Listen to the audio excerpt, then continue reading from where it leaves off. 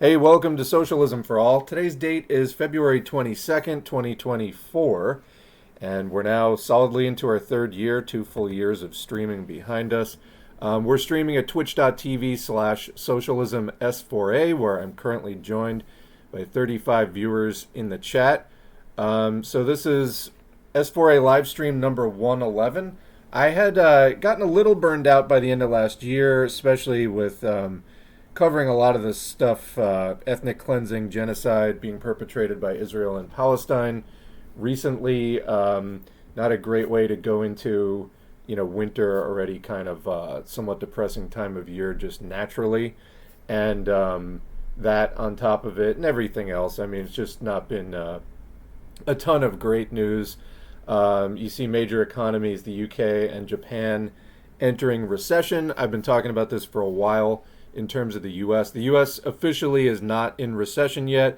However, there's a ton of writing on the wall. We covered this in the last stream, in particular, that there was the Conference Board Leading Index is sort of a meta-analysis of a bunch of different leading indicators of the economy.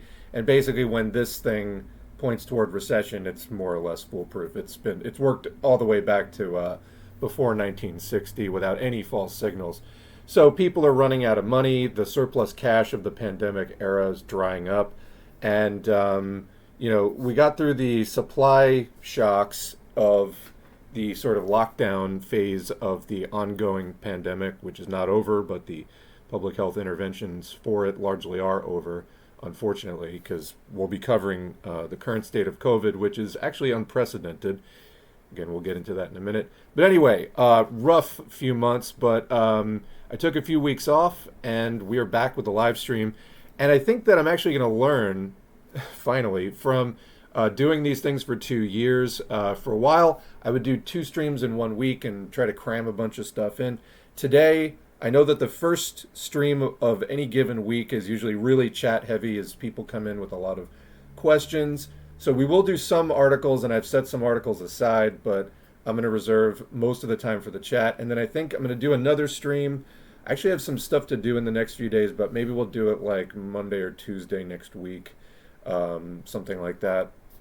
And I have some more articles that I do want to get into.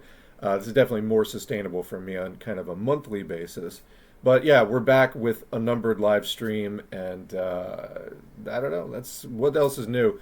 We started a mini-series on the channel, which is the First Wave US Anti-Revisionism playlist. This basically deals with the phenomenon known as Browderism. This was about 15 years before Khrushchev came out with the modern revisionism in the USSR, kind of a reformist takeover of the CPSU. In the US, you had Earl Browder, General Secretary of CPUSA, pushing a deeply bourgeois revisionist line in CPUSA, going as far as to lead a charge to dissolve CPUSA. This was reversed, although it was criticized. I mean, even the reconstitution of the party was criticized for not really, some people said they were still doing Browderism without Browder, or in other words, they expelled Browder, they kicked him out of the party, but they kept too many of the policies in practice, and so CPUSA was reconstituted, but was still really crippled by that. But the kinds of revisionism that Browder brought in were really significant. Class collaboration, all kinds of just really rosy pictures of what capitalism would be. And the interesting thing, and we may get into this in the course of the mini-series, is that Browder, I mean, if you go back over his writings, because, I mean, it's not like he got into politics right then. He had been a communist for some time. You go back to the 20s, he's writing against class collaboration and all kinds of stuff like that. So he knew damn well what he was doing when he took that revisionist turn, and, served him right that he got kicked out of the party. However, did the party really correct course? That's where the miniseries will sort of end up. So we just started that. Also, the channel did cross 20,000 subscribers, so round of applause to everybody that has taken an interest in learning communism in general, and, including this channel as part of the curriculum that you're, and part of the sources that you're using to learn it. not looking for personal glory in this, but we do as a movement, we do need to up the bar. We got to raise the standards. Actually, kind of along those lines, was on Blue Sky earlier today grabbing some stuff to get ready for the show. And also, I mean, I had weeks worth of articles backed up. But there was some stuff going on. I guess the IGN Creators Guild, which announced they were trying to unionize a while back, there was like lots of super triumphant stuff about they had set the goal of being voluntarily recognized by the employer, and they met that goal. And so I was weighing in on Blue Sky on a couple of threads that were promoting this by saying, congrats, first of all, I congratulated them. But then I added, I just want to remind people, especially people who may not be familiar with the history of the labor movement, as most people in the U.S. aren't. Keep in mind, the labor movement peaked around 1960 in this country. So really prior to when most people, working today were even born. And so you may not know this. It peaked around 1960 at like 30% of the private sector was unionized. And it's been in decline basically ever since, hitting around 7 or 8%, in the last decade or so. And there has been a resurgence since 2008, somewhat, and especially since Occupy and things like that, of the labor movement, where it's gone back up a couple of percentage points. But I think it's still around like 11% of the private sector. So most people really do not have familiarity or experience with the labor movement. And also I know people have not been taught labor history in their, coursework unless you went to college and took like labor history courses. You're very unlikely to have been educated at all in that. Part of the reason we try to make it more accessible here. So people may not know voluntary recognition by an employer doesn't really mean much. They can voluntarily recognize you and then still refuse to deal with you in good faith. It means basically nothing. So I was just reminding people, congrats on meeting your goal, but you have to remember that being an effective union is in no way predicated on being recognized or even being legal.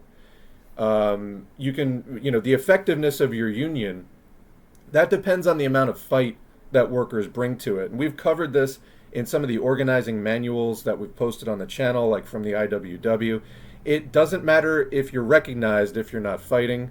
And you can be effective and not recognized, or recognized and not effective. You can be recognized and effective also, but they don't really have anything to do with each other. And I was just trying to point out, hey, that's great, you hit that goal, but this is like not even a full step on the road towards being a fighting movement. This is like half a step. And just keep that in mind. And there were a lot of liberals that really, I think, very naive and not ready to hear this at all. This wasn't a case, I would say, as somebody that has been posting things online for a while, I was careful to be polite about it.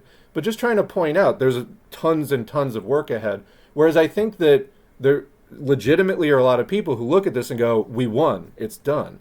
And just trying to point out to people that's really not how it works. And good, you did this, you decided to form a union. The recognition, though, almost sometimes lulls people into a false sense of confidence, thinking, oh, they'll do, what we want. And no, you actually have to struggle using a variety of tactics. So, after getting into a couple of clashes with people who were trying to portray this as like nitpicking or something, I was like, no. You just have to understand the kind of road that we have ahead. We went from 30% unionization down to 7 or 8%. How did that happen? Okay. And it happened because we didn't have a fighting movement and we got our asses kicked. So it's great to see this minor uptick in the labor movement. And I hope, we need it to keep going. It's the primary way that proletarians organize. Unions are our primary class organization. So we need to see that. But, a communist stepping in, congratulating them on that effort, and then trying to point the way towards next tasks and to cultivate a sense of militancy, that's not raining on your parade. And if you take it that way, it's probably because you somehow got the notion that, this is the end of the struggle. It's literally not even barely the beginning of it.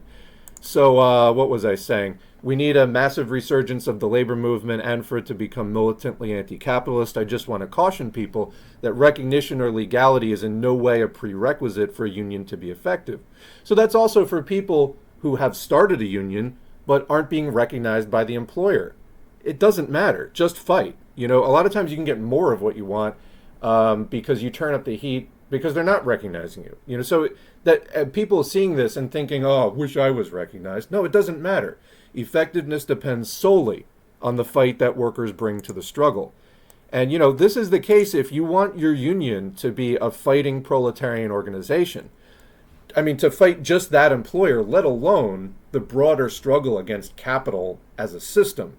But I mean, even just fighting that employer, if you want it to be more than just a mere professional organization, that kind of dainty sort of like, lobbying group type of thing. If you want this to be a fighting organization, you have to bring the fight. And so it's a good step that people did decide to form this union. But I want to remind people this is like nowhere near the end of the road. What else did I have to say? Turns out, this was after a number of such interactions, turns out that a lot of totally naive liberals think that an employer's recognition of your union means literally anything for the success of your union. Carrying those kinds of illusions forward will mean that the current tepid resurrection of the labor movement will be stillborn and useless. And of course, we don't want it to be stillborn and useless. We want it to be robust and to have a strong fighting spirit and to be the seed of an anti-capitalist struggle that can actually bring the system down and lead to the construction of socialism. So that's the kind of goal here. And it seems to me unfortunate how many people really were not ready to even start thinking about next steps, or were trying to paint that message as being, somehow raining on the parade. Literally started out in the first thing, by congratulating people. But this is what happens. And so if you are a communist, I mean, obviously public relations are important. Be polite to people. But, as we continue to agitate and educate about upcoming tasks to try to encourage people and to shine a light on what comes next, rather than just having workers get complacent and think that recognition means the end of the line, be prepared. You're going to encounter a lot of this. And, don't get nasty with people, but also don't give up ground either. So anyway, that was happening today. Kind of along the same lines of Blue Sky, which I now use instead of Twitter. And it's not entirely a substitute for Twitter. The site still is severely lacking in a sufficient amount of communists. Really is lacking in communists. That they opened up publicly. You no longer need an invite code. And they let over 1 million people on last week, and it seems like most of them were Democratic Party bots. Very unfortunate. I think harder to have a conversation on there. And there's a lot of discussion about Joe Biden. And it's like, yeah, he's doing genocide, but otherwise, he's the most progressive president of our lifetimes. If the most progressive president of your lifetime is doing a genocide, maybe there's a problem with the overall system. And so you get these kind of deranged liberal posts like, if Trump wins, there may never be another U.S. presidential election. And I just want people to stop and think for a minute. At this point, does it matter? I mean, literally, if there wasn't a presidential election, would it matter to you? Would it make a difference?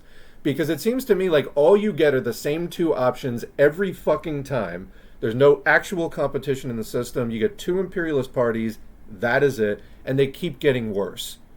Like, the status quo is not a static thing. It is getting worse with each passing year as the system gets more and more desperate, turns more and more fascist.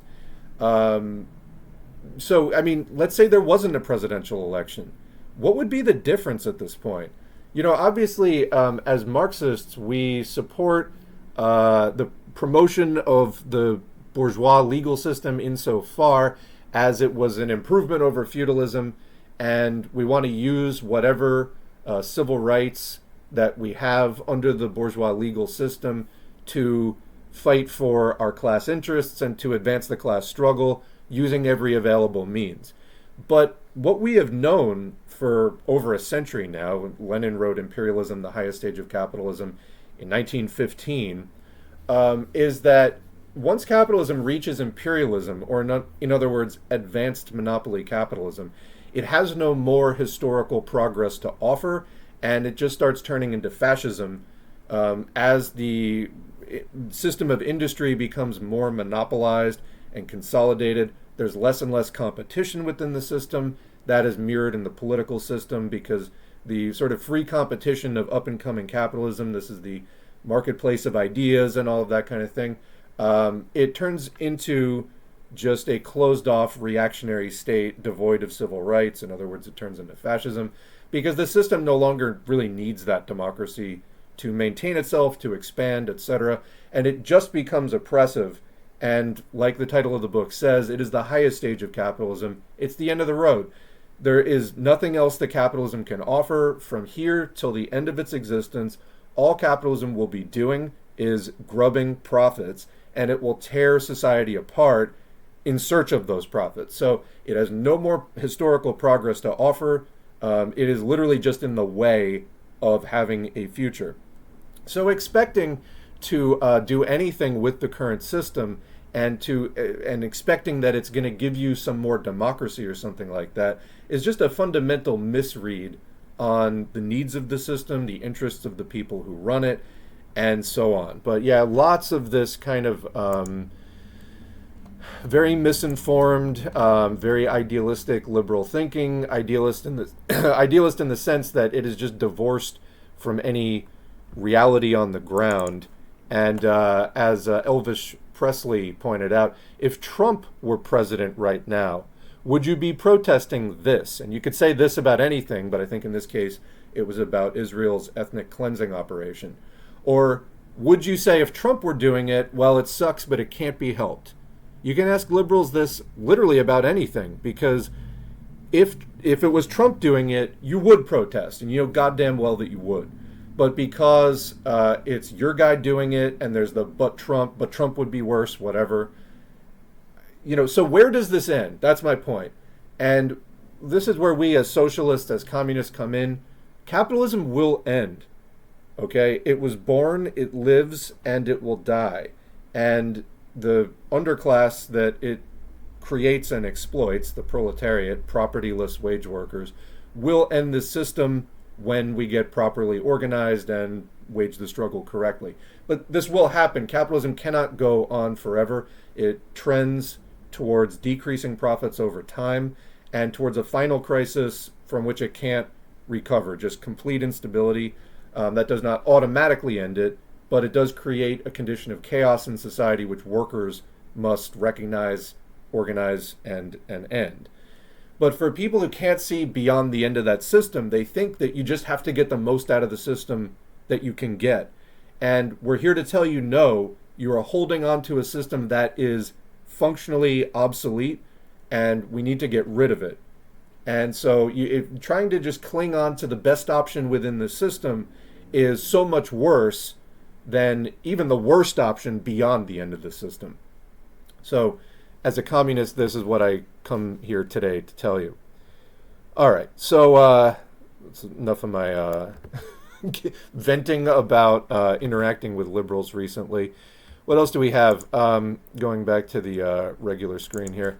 So in one of the recent videos, I think it was the Hoxha on Chile, and I forget the name of it off the top of my head, but the title of the video starts out with On Democratic Socialism and Capitalist Elections. Oh, it's The Tragic Events in Chile, 1973, by Enver Hoxha. At the end of that video, I included some footage of a forum, not a forum, I don't want to say instance, because that's another programming term, but there was a version of GPT-4 that a comrade actually trained on, like, the collected works of Marx, Engels, Lenin, Mao, and Stalin. I forget who else got put into its training materials, but basically it is called Stalin Bot, and I don't have a visual for you, but if there was a couple of people asking, how do I interact with the Stalin Bot?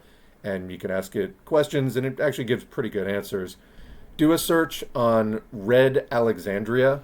It's a Discord server, and it should come up in search results, Red Alexandria Discord.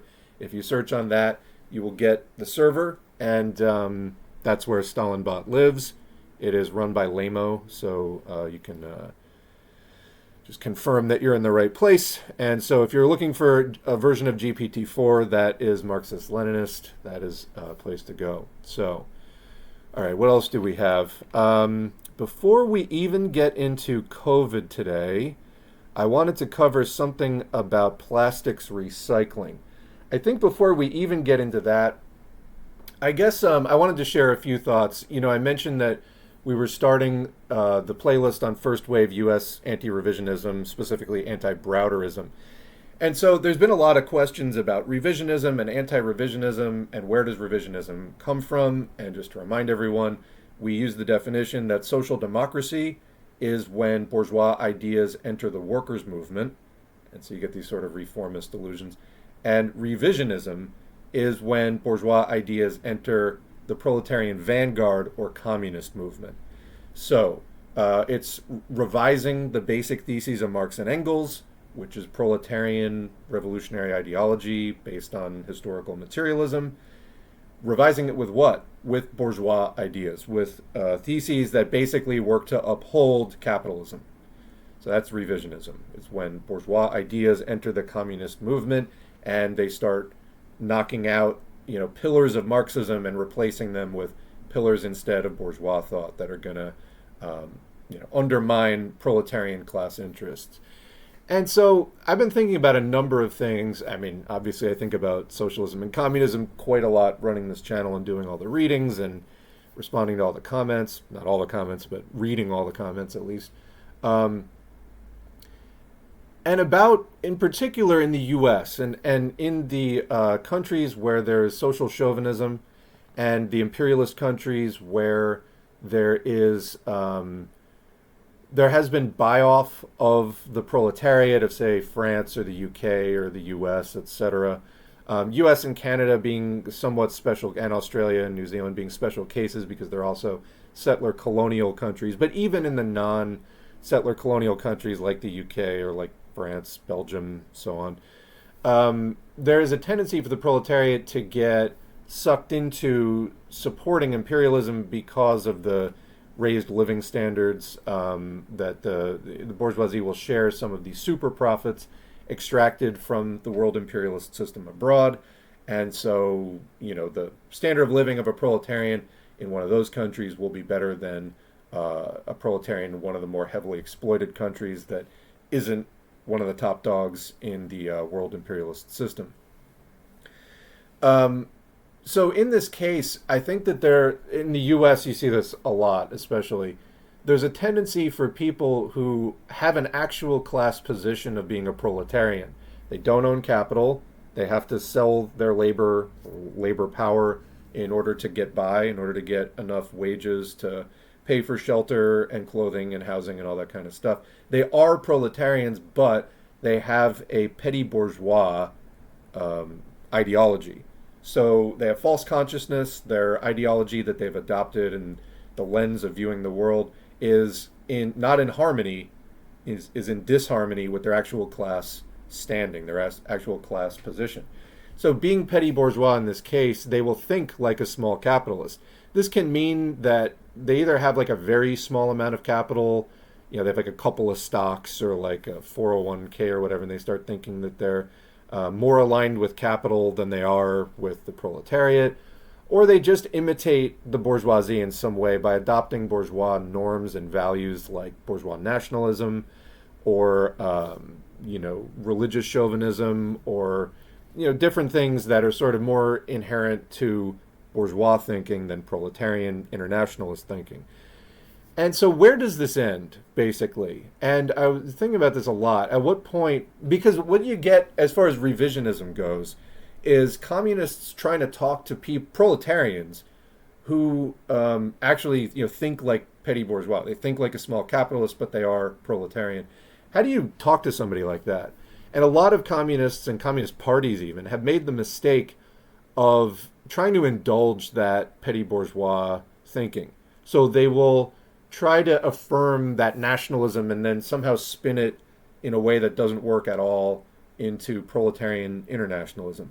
And yeah, there is a kind of socialist patriotism that was discussed in the USSR and in different movements, where you're proud of the sort of class achievements of the proletariat, and particularly people of your nation, because it is actually on the basis of the nation, the bourgeois nation state, which is a transitory historical phenomenon, that the socialist revolutions are waged.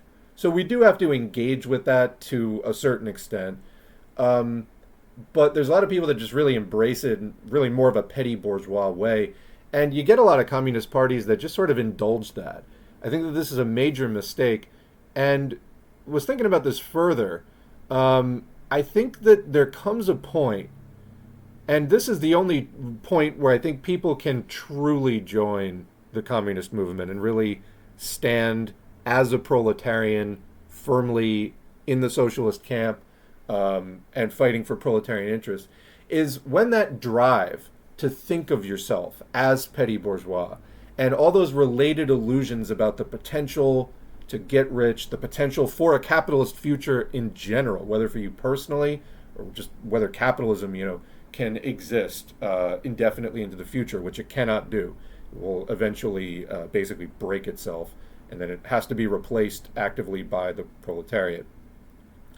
It's only when you no longer desire to be petty bourgeois. And I think that this is a difference between capitalism in decay and decline and crisis at the end of its life, as it is approaching now, versus capitalism more on the upswing or at its peak.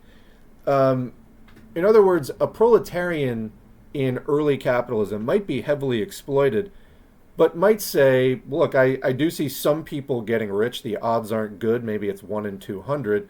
Maybe it's 1 in 100. Maybe in some places it's like 1 in 50 if there's more of a petty bourgeois economy that's like a bit more solid. This was like way earlier. Having that hope, well, you might not be inclined to fully embrace being part of the proletarian struggle because you have those illusions and you still have that desire that, well, I don't like the exploitation, and so I could become a communist on that basis, but I don't know, I would still like to be petty bourgeois. Why can't I be petty bourgeois? And I know not everybody can be petty bourgeois, but maybe I could, and so that means a lukewarm, a half-hearted commitment to communism. When you still have that, you're still holding out some sort of hope that I could be petty bourgeois. There's some future in that. I think that there's a number of ways that people can have that desire exhausted or extinguished. And it's not just on the basis of morality. It's not just, it would be better for everyone. I think there really has to truly be a complete exhaustion of that desire where people, even if offered the chance to be petty bourgeois, would decline. And I think we definitely haven't hit that point. I mean, the U.S., literally, this is called the American dream, is being petty bourgeois. Is like, you might not be super rich, but you will definitely be like comfortably rich and whatever, and own your own business and all that. I think it's only the point where people, like I was saying, you could be an exploited proletarian early on and be toiling 10 hours a day in a factory 6 days a week and say, this sucks, I should be a communist. But there's also the possibility of that person saying, this sucks, I should start my own business. And you do see this. I've seen people who were, grocery clerks that, by hook and by crook saved up money and then got some family inheritance, then became like a small investor and actually made off reasonably well. As long as there is that desire, there's always that potential for the workers' movement to be so corrupted. And so what puts somebody in the position where they just literally do not have the desire to be petty bourgeois, when that's been fully extinguished, when actually rather than the desire to be petty bourgeois, there's a hatred for all things bourgeois and petty bourgeois? Because like I said, there's multiple possible responses to exploitation. You can either fight for socialism, or you can fight to climb up that temporarily existing capitalist hierarchy, even to, a branch or rung of it that is slightly above where you are. That can seem appealing. I know for me, I mentioned that I was a worker owner in a worker cooperative. I've discussed this at various points on the channel. At this point, I don't even have the desire to be petty bourgeois. It's a fucking nightmare, to be honest.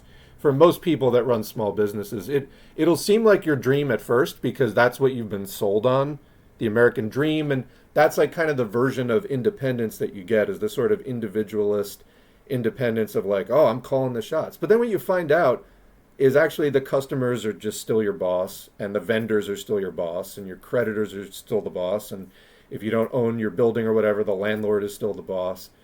I mean, I don't even have the desire to be petty bourgeois at this point, which makes me stand in the communist camp, because literally there's nowhere else to go. There's nowhere else but to tear the system down and replace it with one in which everyone is a proletarian. So anyway, hopefully that is clear. There's some sort of cursory thoughts. But as far as people saying, well, Marx was wrong. The proletarian revolutions didn't start in the most advanced countries, etc.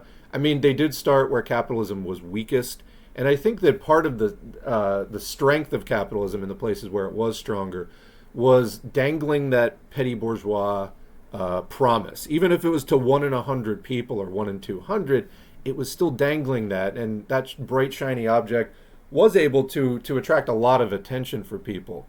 And even on a lesser level, there are the reformist illusions, which is sort of a variant of this, that, we can still have capitalism indefinitely, and maybe I won't own my own thing, but we can just reform it so it's fairer and things like that. It really is, when you get to the point where that just isn't your thinking, and it's not on a moral basis, it's just you see that materially that is just not practically something that is going to work or happen or that you would even desire. I think it's at that point that people really get committed to the struggle for socialism. So anyway, food for thought. I'm sure we'll come back to that eventually. All right, so that out of the way, let's do COVID, and then let's do plastic, and then I'll check in with the chat, and then we have some other stuff that I want to cover as far as articles, but I'm sure the chat is just going and going, so I don't want to get too far behind that. You know what, let's do the plastic first, because the COVID stuff, I actually have a few articles on that. So we'll start with... All right, so plastic, recycling. Early in the S4A live streams, we're now at number 111. We were talking a lot about microplastics and the environment and things like that. So here's an article from The Guardian, where I actually think is doing decent coverage of things like this. Obviously not from a Marxist lens, but just reporting some of the basic facts. Pretty good as far as environmental stuff. Headline, quote, "They lied. Plastics producers deceived the public about recycling, report reveals. Companies knew for decades that recycling was not viable, but they promoted it regardless, the Center for Climate Integrity study finds. Plastic producers have known for more than 30 years that recycling is not an economically or technically feasible plastic waste management solution. That has not stopped them from promoting it, according to a new report." And so, I mean, they've been going on about plastics recycling for over, more than 30 years, just like it says. I remember, this throughout most of my life. And so you've even seen it in stores, some places recently, where a lot of the plastic bags and things, they no longer have the recycling logo. And I've seen some stores that actually have like in-house pseudo-recycling programs. I mean, who knows what even happens with this plastic waste.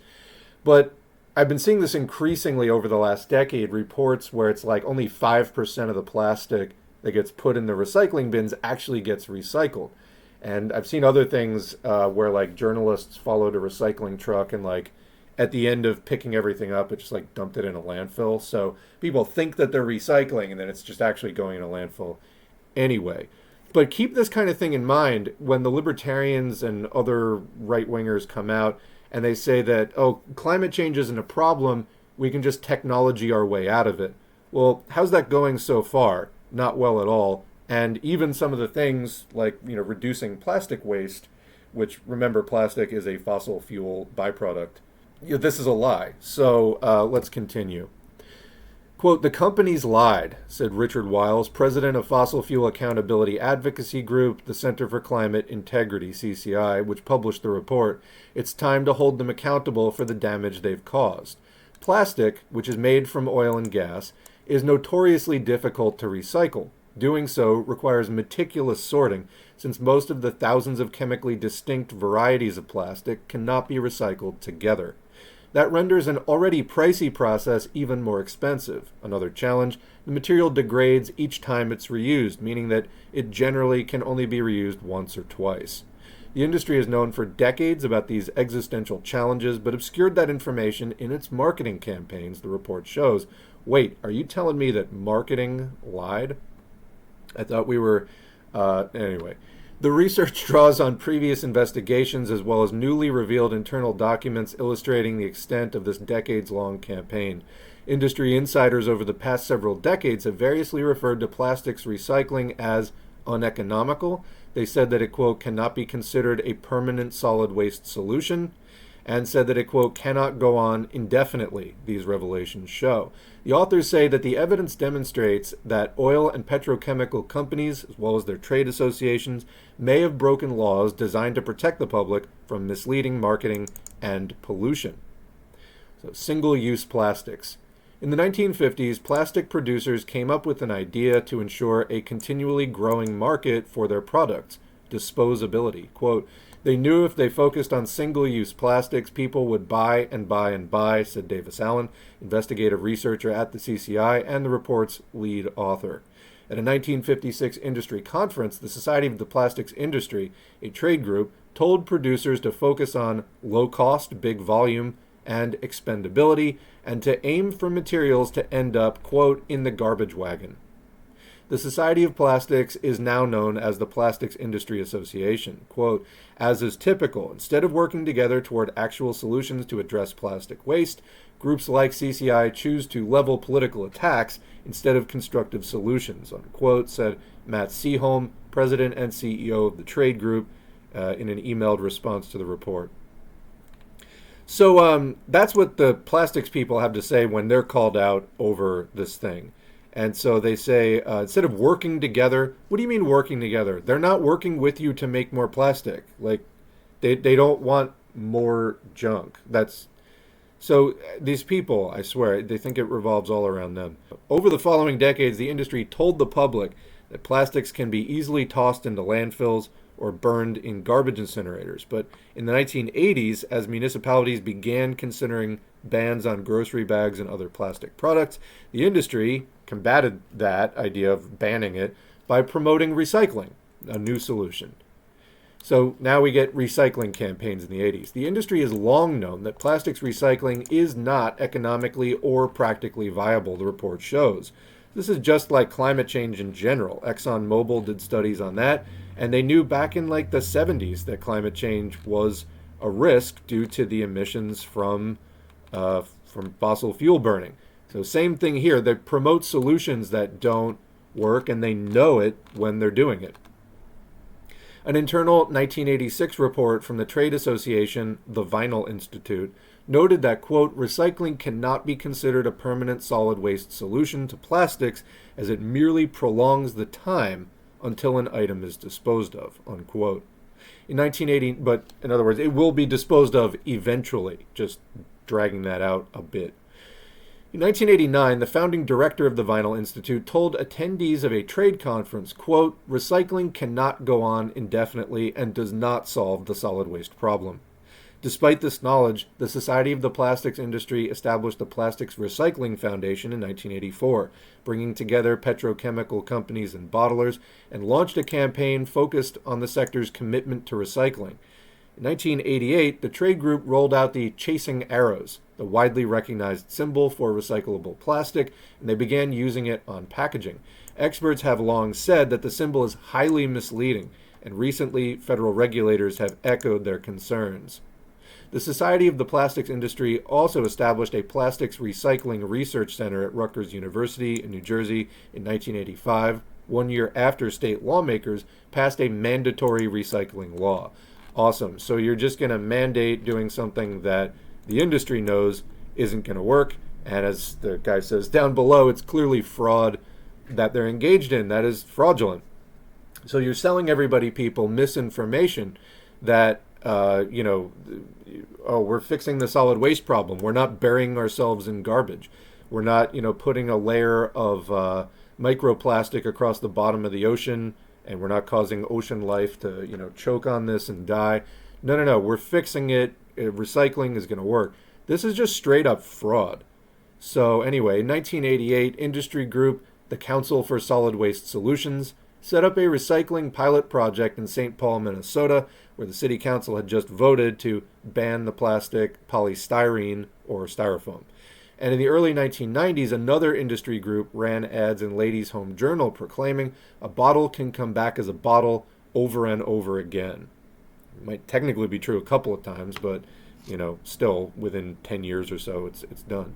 All the while, behind closed doors, industry leaders maintained that recycling was not a real solution. So as for that chuckle fuck that was like, oh, way to just attack us, you're not even working with us. Bro, you're lying. You're willingly deceiving the public.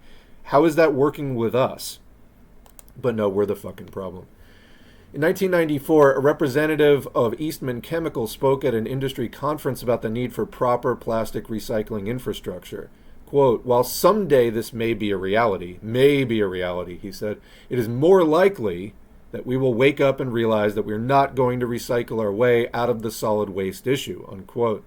The same year, an Exxon employee told staffers at the American Plastics Council, quote, we are committed to the activities of plastics recycling, but not committed to the results. Quote, it's clearly fraud that they're engaged in, said Wiles. The report does not allege that the companies broke specific laws, but Alyssa Joel, report co-author and attorney, said that she suspects they violated public nuisance, racketeering, and consumer fraud protections. Like, there's got to be some laws they broke in the course of this massive public misinformation campaign. Not to mention setting the costs involved with setting up and, the land used and everything in setting up recycling programs. That's just a complete deception on the public that huge amounts of resources are devoted toward. The industry's misconduct continues today, the report alleges. Over the past several years, industry lobbying groups have promoted so-called chemical recycling, which uses chemicals to break down plastic polymers into tiny molecules in order to make new plastics, synthetic fuels, and other products. But the process creates pollution and is even more energy intensive than traditional plastic recycling. The plastic sector has long known that chemical recycling is also not a true solution to plastic waste, the report says. In a 1994 trade meeting, Exxon Chemical Vice President Erwin Lebovitz called one common form of chemical recycling a, quote, fundamentally uneconomical process. And in 2003, a longtime trade consultant criticized the industry for promoting chemical recycling, calling it, quote, another example of how non-science got into the minds of industry and environmental activists alike. Quote, this is just another example, a new version of the deception we saw before, said Allen.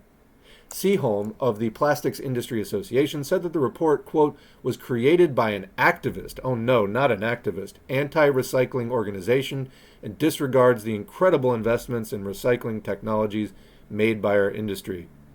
Unfortunately, they used outdated information and false claims to continue to mislead the public about recycling, he added. He did not expand on which claims were outdated or false, because he was pulling it out of his ass. That's exactly when somebody just responds in that kind of bitter tone without any specifics, they're fucking lying. Legal ramifications. The report comes as the plastics industry and recycling are facing growing public scrutiny. 2 years ago, California's Attorney General, Rob Bonta, publicly launched an investigation into fossil fuel and petrochemical producers, quote, for their role in causing and exacerbating the global plastics pollution crisis, unquote. A toxic train derailment in East Palestine, Ohio, last February also catalyzed a movement demanding a ban on vinyl chloride, a carcinogen used to make plastic. Last month, the EPA announced a health review of the chemical, the first step toward a potential ban. In 2023, New York State also filed a lawsuit against PepsiCo, saying that its single-use plastics violate public nuisance laws, and that the company misled consumers about the effectiveness of recycling. Yeah, I'm pissed. I thought recycling worked. I didn't know this. The public is also increasingly concerned about the climate impact of plastic production and disposal, which account for 3.4% of all global greenhouse gas emissions. In recent years, 24 cities and states have sued the oil industry for covering up the dangers of the climate crisis. Similarly, taking the oil and petrochemical industries to court for, quote, knowingly deceiving the public, said Wiles, could force them to change their business models. Quote, I think the first step in solving the problem is holding the companies accountable, he said. Wonder what the other guy would say about that. Judith Enck, a former regional administrator for the Environmental Protection Agency and founder of the advocacy group Beyond Plastics, called the analysis, quote, very solid. Quote, the report should be read by every attorney general in the nation and the Federal Trade Commission, she said. Brian Frosch, the former attorney general for the state of Maryland, said that the report includes the kind of evidence he would not normally expect to see until a lawsuit has already gone through a process of discovery. Quote, if I were attorney general, based on what I read in CCI's report, I'd feel comfortable pressing for an investigation and lawsuit, he said. All right, so that's the end of that article. While we're talking about health and the environment, let's go ahead and jump into COVID. So we do COVID updates regularly on this channel. And so let's look at where the COVID-19 wastewater, how much SARS-2 virus is in the water. Well, this is from biobot.io/data, biobot.io/data. And so the top chart shows the wastewater. You can track the amount of virus that's in circulation by looking at the wastewater, because as soon as somebody gets infected, the virus multiplies in their body and then it gets excreted into the wastewater. So where wastewater is tracked, this will show up here. So it's a reliable and rapidly responding or leading indicator of what's going on with the pandemic. So as you can see, it's a little hard to see on the top chart, but it's going up. And we're going to look at how that stacks up with previous years in just a minute. But let me tell you right now, it is unprecedented in late February for COVID to be going up. All right, and you can see on the bottom there's a breakdown by region. The Northeast is hovering at like 14 or 1,300 copies of the virus per milliliter. That is insanely high. By the time you hit like 700, you're in a surge. This is like double that. All right, and then the other regions, the West is kind of hanging out in the moderate range, and then the Southeast and the Midwest are nearing 1,000 and climbing. So tons and tons of SARS-2 in circulation. Now let's go to the year-on-year view of this chart. So COVID-19 wastewater monitoring in the U.S. year over year. I really wish they had used more of like a color contrast between these lines. It's a little hard to read, but anyway, the current year, I don't know, it's like all different shades of like blue-green. So the first, we'll do this by process of elimination. So the navy blue line is 2020 to 2021, and you can see this time of year on the right side where it says now, and then it's shaded. It had declined from the December-January peak, and it was hitting kind of the late winter, early spring lull that you expect to see.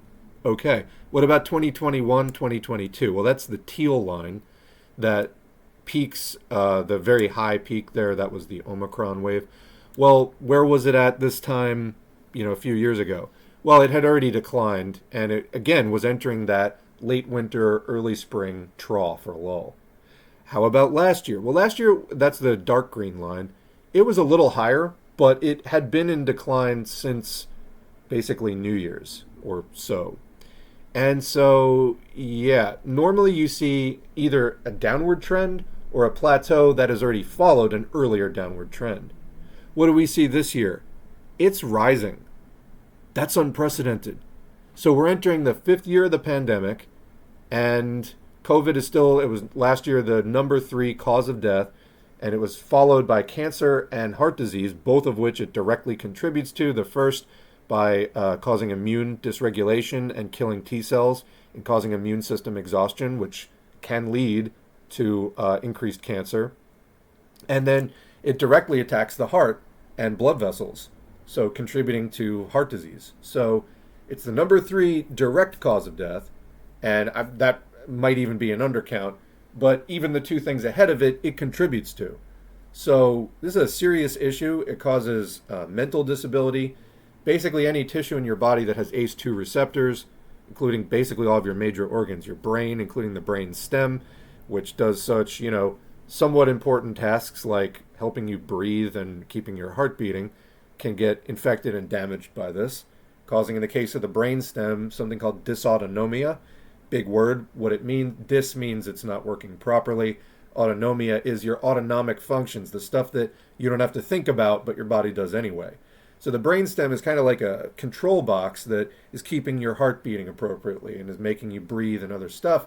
And it can screw that up because it's damaging the control box in your brainstem. Also, what other organs have ACE2 receptors? Your pancreas, so it makes you more likely to get diabetes. Also your liver, also your lungs, also your kidneys, also your gut, and on and on and on. It can damage all kinds of major tissue types in your body. So you don't want COVID, even if it doesn't kill you, it's killing you slowly and may cause 1 or more major illnesses or disabilities before it kills you. So how many years are people shaving off of their lives getting repeatedly infected? Well, again, I like to use this to just put it in context for people. Even mild COVID-19 can cause your brain to shrink. Recent brain imaging shows that the disease can cause physical changes equivalent to a decade of aging and can trigger problems with attention and memory. All right, so your brain. Do you care about your brain? I think, the brain is important. We need our brains. Don't get COVID. Don't spread COVID to other people. You are giving them brain damage. People might remember something called COVID toe? Some of you may have had it. So this is where people were seeing in their toes capillary problems, where they were getting looked like kind of chronic bruising in their toes. Well, that's what you can see. You can see the kinds of clotting issues that SARS-2 could cause in your toes. Your brain, though, is hidden behind your skull and other kinds of protective layers, so you can't see it. But I don't know, what do you think? If you could see the equivalent of COVID toe happening in your brain, do you think people would be more careful about not catching and spreading this thing? I do. But, let's not play the ostrich game. Out of sight, out of mind is not appropriate for managing the public health response to a highly contagious virus that is now showing a new pattern of, let's get back to the screen, going up in late February. So where is it going to go for the rest of the year? Is it going to come down? Who even knows? Because we are in unprecedented territory. This is a pattern we have never seen before. Going back where you can see it a little bit more clearly there, we're just in a really sustained surge. And again, normally this time of year, it comes down. It's going up.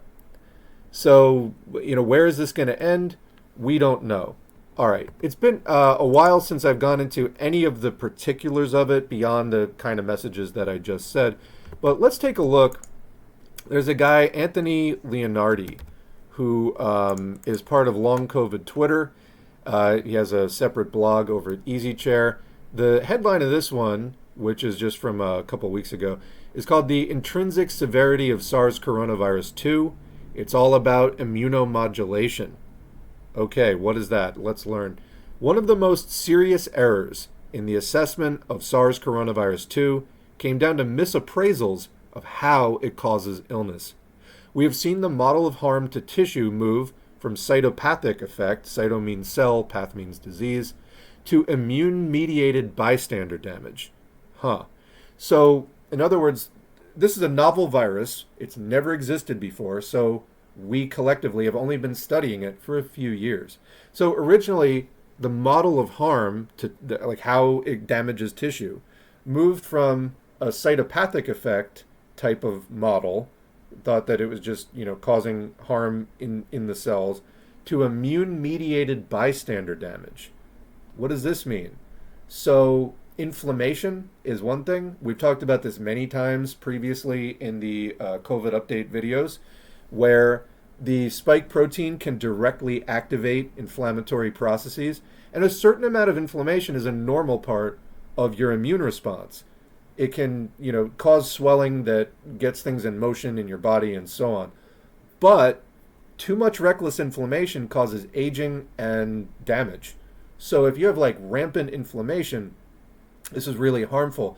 And this is one of the ways that SARS-2 does its dirt in your body. So, for example, a few publications have shown it is T-cell, and your T-cells are like a major part of your immune system, mediated, or sort of, it acts through that inflammation, causing anosmia, the lack of smell, rather than the virus directly causing lack of smell.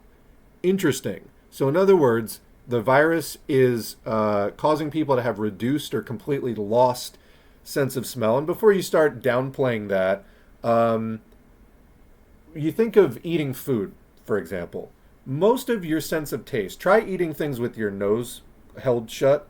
Most of your sense of taste, or what you think of as your sense of taste, is actually your sense of smell. Taste is real. You have receptors on your tongue for molecules that cause a bitter taste, or, sour taste, sweet. So taste is real, but a lot of the phenomenon of what we identify as taste is actually smell. If you lose that, for example, food can taste like rotten garbage, as some people were describing, the way that their sense of smell was malfunctioning as part of their long COVID experience, where food became disgusting to them to eat. Another issue, you're unable to tell whether food has spoiled or not. So if you have leftovers in the fridge, you're not sure. You could be eating harmful things without realizing that they taste bad, like you should spit them out. And so you need your sense of smell, both to keep up your appetite and your ability to eat food, and to identify, things that you should or shouldn't be eating. You probably take this for granted. It's largely unconscious behavior, but this is a serious thing. Having all food taste like literal shit for 2 years, as has been the case for some people, I'd call that a major quality of life issue, because you have to eat multiple times a day just to fuel and rebuild your body. Anyway, so what they're saying is that rather than the virus actually directly damaging the neurons or nerve cells that are involved in this process of smelling, it's actually T-cell mediated inflammation that causes it. Okay, so let's continue. Another publication regarding mice shows that mice without T or B cells actually have no tissue damage. So your T cells and B cells are major pillars of your immune system.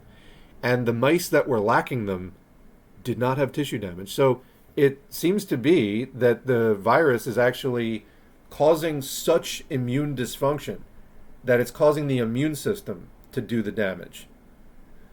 Continuing, this was congruent or in agreement with an earlier paper that found a cancer patient with no T cells and chronic infection had no symptoms or signs on X-ray, but was producing high amounts of virus for a protracted time, at least 30 days. So they had a raging infection for like a month, but they didn't have any symptoms. Why? Because they had no immune system. So, they were dying from the cancer and their immune system was like completely shot. So, it's not like this is, I know the solution to SARS. Let's just take away our immune systems. No. You need your immune system. This is also why people call it airborne AIDS, by the way. It completely fucks your immune system. But, so it's the people without immune systems that are not getting the harm. That's kind of scary. It seems that my opinion, as published in 2020, that T cells were causing the harm seen in COVID infections was correct. The mainstream academic community has maintained that there is nothing unique about SARS coronavirus 2 in relation to the common cold coronavirus. Just the flu. No, it isn't. The most recent edict of its non-remarkability came here. First, so here's an example of somebody saying this. Firstly, when, I don't know if I can pronounce this, Petsupan, try that, published his paper in 2022, He compared the changes to the immune system that occurred after SARS coronavirus 2 infection with the changes to the immune system from other common viral infections. So you compare a SARS-2 infection with other common viruses, what happens? He clearly states the changes following SARS coronavirus 2 were unique. Therefore, there is a unique immunomodulation. Modulation means change, so change to your immune system. Quoting, MC groups decreased to levels observed in the human coronavirus and UHC groups. No difference was observed within the LC and MC groups at months, so is this long COVID? Anyway, I wish he had pointed out what these abbreviations were. I guess it's obvious to him. At months 3, 4, or 8, but both groups had higher activity compared to the HCOV group, suggesting that this parameter is specific to SARS coronavirus 2 infection. It is not a common feature of other coronaviruses, unquote. Now, some argue that this immunomodulation and harm is a function of the virus's novelty, like it's just new to us rather than being anything intrinsic to the way that the virus affects us, whether it would be new or not.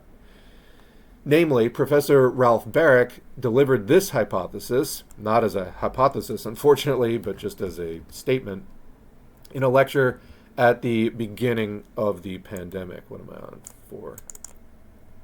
Some pundits, journalists, and bean counters are unfortunately only as informed or correct as the people they speak to. Shortly after Barrick's hypothesis was presented as fact, people argued that novelty was the cause of severity, and so the end of the pandemic was nigh. In other words, as soon as the virus would not be a new thing to our bodies, then it would stop being severe, and then the pandemic would be over. This piece left no room for hypothesis or testability, or for the possibility that there was an intrinsic component of the virus that could create severe illness, by, in other words, messing with our immune systems on a long-term basis. Rather, it was just the novelty, which implied in that is a short-term effect, that caused the severe illness. Such a proclamation left no chance for reinfections to be severe in any form, and thus the pandemic, would soon be over. Now, there are historical examples of why this is not the case with many viruses. Dengue can cause more severe disease on reinfection. Ebola also can reinfect and is lethal when it does. Both of these viruses have an important commonality. It is their immunomodulation, which creates the severe disease. T cells are killed en masse in Ebola virus infection, yet the virus itself does not infect them. The power is in immunomodulation. It basically tricks your body into doing it. A new piece of information enters the fray. SARS coronavirus 2 forms immunomodulatory complexes which cause overreaction and harm. There's a link to a study on that. And when the T cells die in Ebola, they dump inflammation-causing interferons as a departing gift. So kind of the death throes of the T cell in Ebola is it puts out all these interferons as it dies, and then that causes inflammation. Here, we have an intrinsic piece of the virus that absolutely is not going away with reinfection. So whether it's totally new to you or not, it's not going away. The only thing that could change would be the host's susceptibility or the code in the virus itself. But it's not just a time factor. The issue of an intrinsic factor creating severity persists as much as the inflammation persists when viewed be a modified PET several years following infection. So it seems that each infection with SARS coronavirus 2 is unlike that of a common cold coronavirus. I hope you, dear reader, are not among those who thought it was. Take care, AJ. Recommend following Leonardi if you are not already. And actually, I have a link to one of the studies that he's talking about here. Viral afterlife. SARS coronavirus 2 is a reservoir of immunomimetic peptides that reassemble into pro-inflammatory supramolecular complexes. So, in other words, they're saying that the virus can act as a reservoir of immune-mimicking peptides that reassemble into these big molecular complexes that cause inflammation. All right? So, inflammation, this has been key. People trying to understand where long COVID comes from. Again, we've only been studying it for a few years. But the inflammation seems key. It seems to be able to create autoimmunity, where you get allergic to your own tissue, basically, and you have an immune response to your own tissue. So yeah, a little bit more detail than we usually get into. I'll call it there for today. But I did on the health front, before we get into the chat, want to talk about a couple of other things. So, related to the anti-vaxxing and everything else, this is Dr. Lucky Tran on Blue Sky. I can't stress enough how downplaying COVID has emboldened the far right. When you tell people you do you, or when you say that schools don't need public health protections, you shift the Overton window. I think the Overton window, I don't know. You definitely shift the dialogue, or you normalize that, making it easier for anti-vaxxers to say that it's fine to spread measles. And so there, you have 6 students having measles in an outbreak at a Florida elementary school. How did Florida's health department respond to this measles outbreak, which is being caused by parents, mostly extreme reactionaries, not vaccinating their kids against measles? Their Surgeon General sent out a letter that supports parents sending unvaccinated children, basically bioweapons, to school during the outbreak, and they don't recommend vaccination. So here is that letter. There's sort of one sort of bright ray of hope here. Here's a story, and I want to thank Data Report, who I linked to on the channels tab on the YouTube. Data Report for sharing this. Tennessee school district moves to virtual learning due to illness. Quote, this will allow an extended long weekend to help decrease the spread of more sickness. So they're actually doing some virtual learning tomorrow in the Grundy County schools in Tennessee because of illness. Now, that is not nearly enough to actually curtail the spread. I mean, it's like a couple of days. What is that going to do? But it got to the point where they actually had to consider doing something. Now, again, I don't think this is going to be particularly effective. It's not extensive enough. However, I mean, like masks would be, like, if you're going to do some little thing, mandate masks or something. I mean, it's going to be better. Still, with the kind of antagonism toward masking, I'm sure you're going to get people doing really ineffective things that defeat the masking anyway. But it got to the point in this community where they actually had to do something about it. It was getting that bad. I just wonder how long before this starts hitting more and more areas. And, we're in this thing of, it's an election year this year. Biden is being judged as far as his leadership and so on. The amount of kind of crazy maneuvering and sacrificing average working people for the economy or for the Democrats' political career or whatever, you're going to see all kinds of stuff. But here's an example. I said call it a bright ray of hope. I think it's more a sign that the existing order is just not working. And so you see some response to it. Again, we have to see a lot more than this, but the fact that even this is coming back, to me, says, we may not be living in this vaccine relax, or, I mean, it's not even vaccine relax. Now it's just relax type of environment. Maybe indefinitely, maybe something will happen again. Of course, we can keep agitating for that. And if you're a self-described leftist who doesn't mask and other things, you want to reconsider that, because this is antisocial, basically fascist behavior. You need to mask. All right, you need to protect people from this disease. You need to protect yourself from this disease.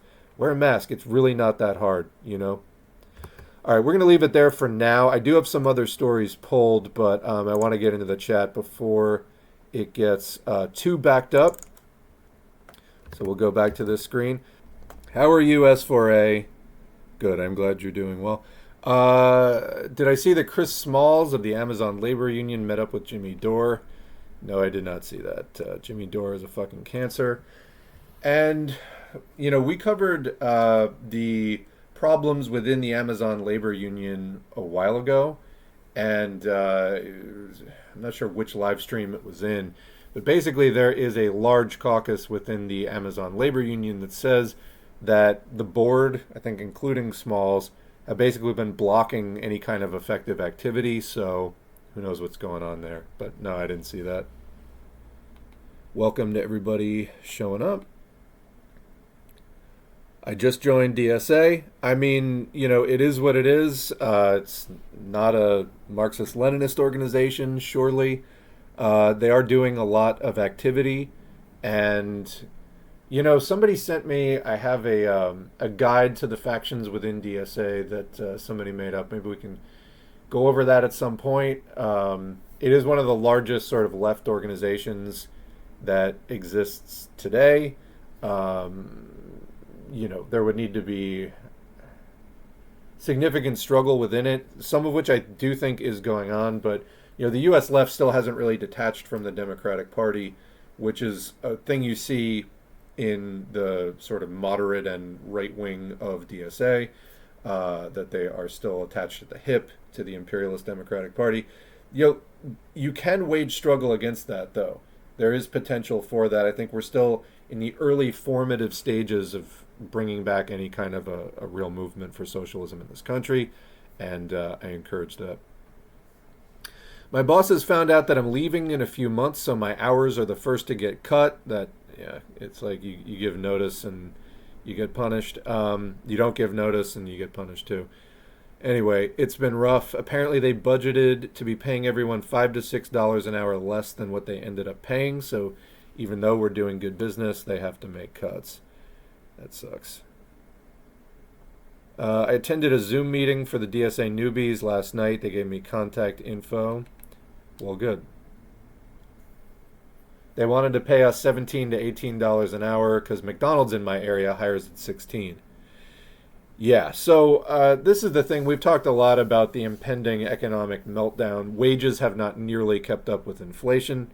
People may remember headlines about greedflation this past year, where corporations are just somewhat arbitrarily raising prices just because they fucking feel like it. And wages haven't been keeping up, and everybody's running out of money, and credit card delinquencies are going up, and so on. So, anyway, you're living within the constraints of capitalism. Capitalists don't want to seem to abide by the constraints of capitalism, and they don't want to give up the system either. And so we go around and around and around. Only the proletariat can really end the situation. Between now and then, we suffer. I get this recently, so people talking about starting a new year and not drinking and stuff. Drop nicotine, that's great. Alcohol, yeah, so I hope that people who are trying to make healthy changes this year are able to keep them up. And if you hit a stumbling block with new healthy habits, make sure that you try to do some reflection and get at the subconscious root. Actually, you know what? There was a meme somebody shared recently about this that I feel is relevant to put up on the screen. Here we go. Okay, I'm going to heal this pattern. Me after 20 minutes. Damn, it has deep roots in my subconscious. When you try to change a habit or, do something different with a relationship or whatever, and it seems difficult, it may be because it has deep roots in your subconscious. Actually, there was a thread recently. Somebody was asking about hypnosis. Does it work? Do you believe in it? My answer to that is that hypnosis tends to focus on kind of shallow behavioral goals, like stopping smoking or like going on a diet or things like that, because it doesn't necessarily penetrate super deep in your mind.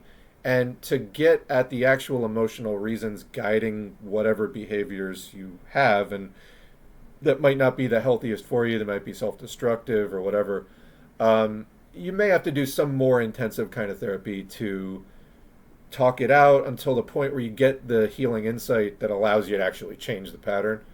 So yeah. But anyway, it's good to kind of identify what you think is toxic in your life and that you would like to change. But also recognize, if you can't pull it out overnight or you have a setback, it's important to go with it and try to get in touch with what is actually driving it within you, whether that involves talking to a therapist or meditating or journaling or some combination of those or whatever. It is really possible to change if you want to. Even if you want to, it's not necessarily easy. And not all therapists are good, and not all kind of systems of meditation work for everybody. But there definitely are ways that you can change. Keep at it. I know for me, there was a period in my life where I was really struggling to change some personal habits. And I would say it was like a 5 to 7 year process from the beginning of identifying some of it to where I actually came out in a place where I was actually able to get some freedom from that, was able to do some different things. So it can take a while. Just, don't get too mad at yourself or anything if you quote fuck it up. It's like it's coming from somewhere within you that needs deeper healing. That's what it means if you're trying to change something and it's not working. Just means the roots go deeper, and getting mad at yourself isn't going to help. But listening to yourself, that's really what you need to do. Though it's not always easy, and we're not always taught how to do that. So, that's where people who are more trained in it can come in. All right, let me get back on the regular screen here. My sister gave me a 76-year-old biography of Lenin. It's a little paperback. It's literally falling apart as I read it, being that it was published in 1948 before the Second Red Scare, or just as it was starting. It's not bad. The author evidently was from Russia and was a member of the Russian Social Democratic Workers' Party and knew Lenin. Who's the author of that? I don't know which one that is. Yeah, it's good to be back streaming. Highly recommend Blood in My Eye on US Revisionism, along with Black Bolshevik and Hammer and Hoe. Yeah, I did see your comment, Kevin, on the video. Thanks for that. Those are kind of more in like second, third, fourth wave anti-revisionism. And we'll definitely get into stuff like that too. We have some Harry Haywood up on the channel now. Does anyone know if there's an audiobook version of Red Valkyries? No. I've started to say around my comrades that a union is its workers. Yeah, absolutely. We are the union. That is what it's all about. One of the major problems historically on the USA settler Marxist parties is the opposite. Is that they operate on the history of racist settlers and often are like the labor Zionist solution to the national question. It'll be two states. Basically recognizing the legitimacy of the U.S. when maybe that needs to be dismantled or something.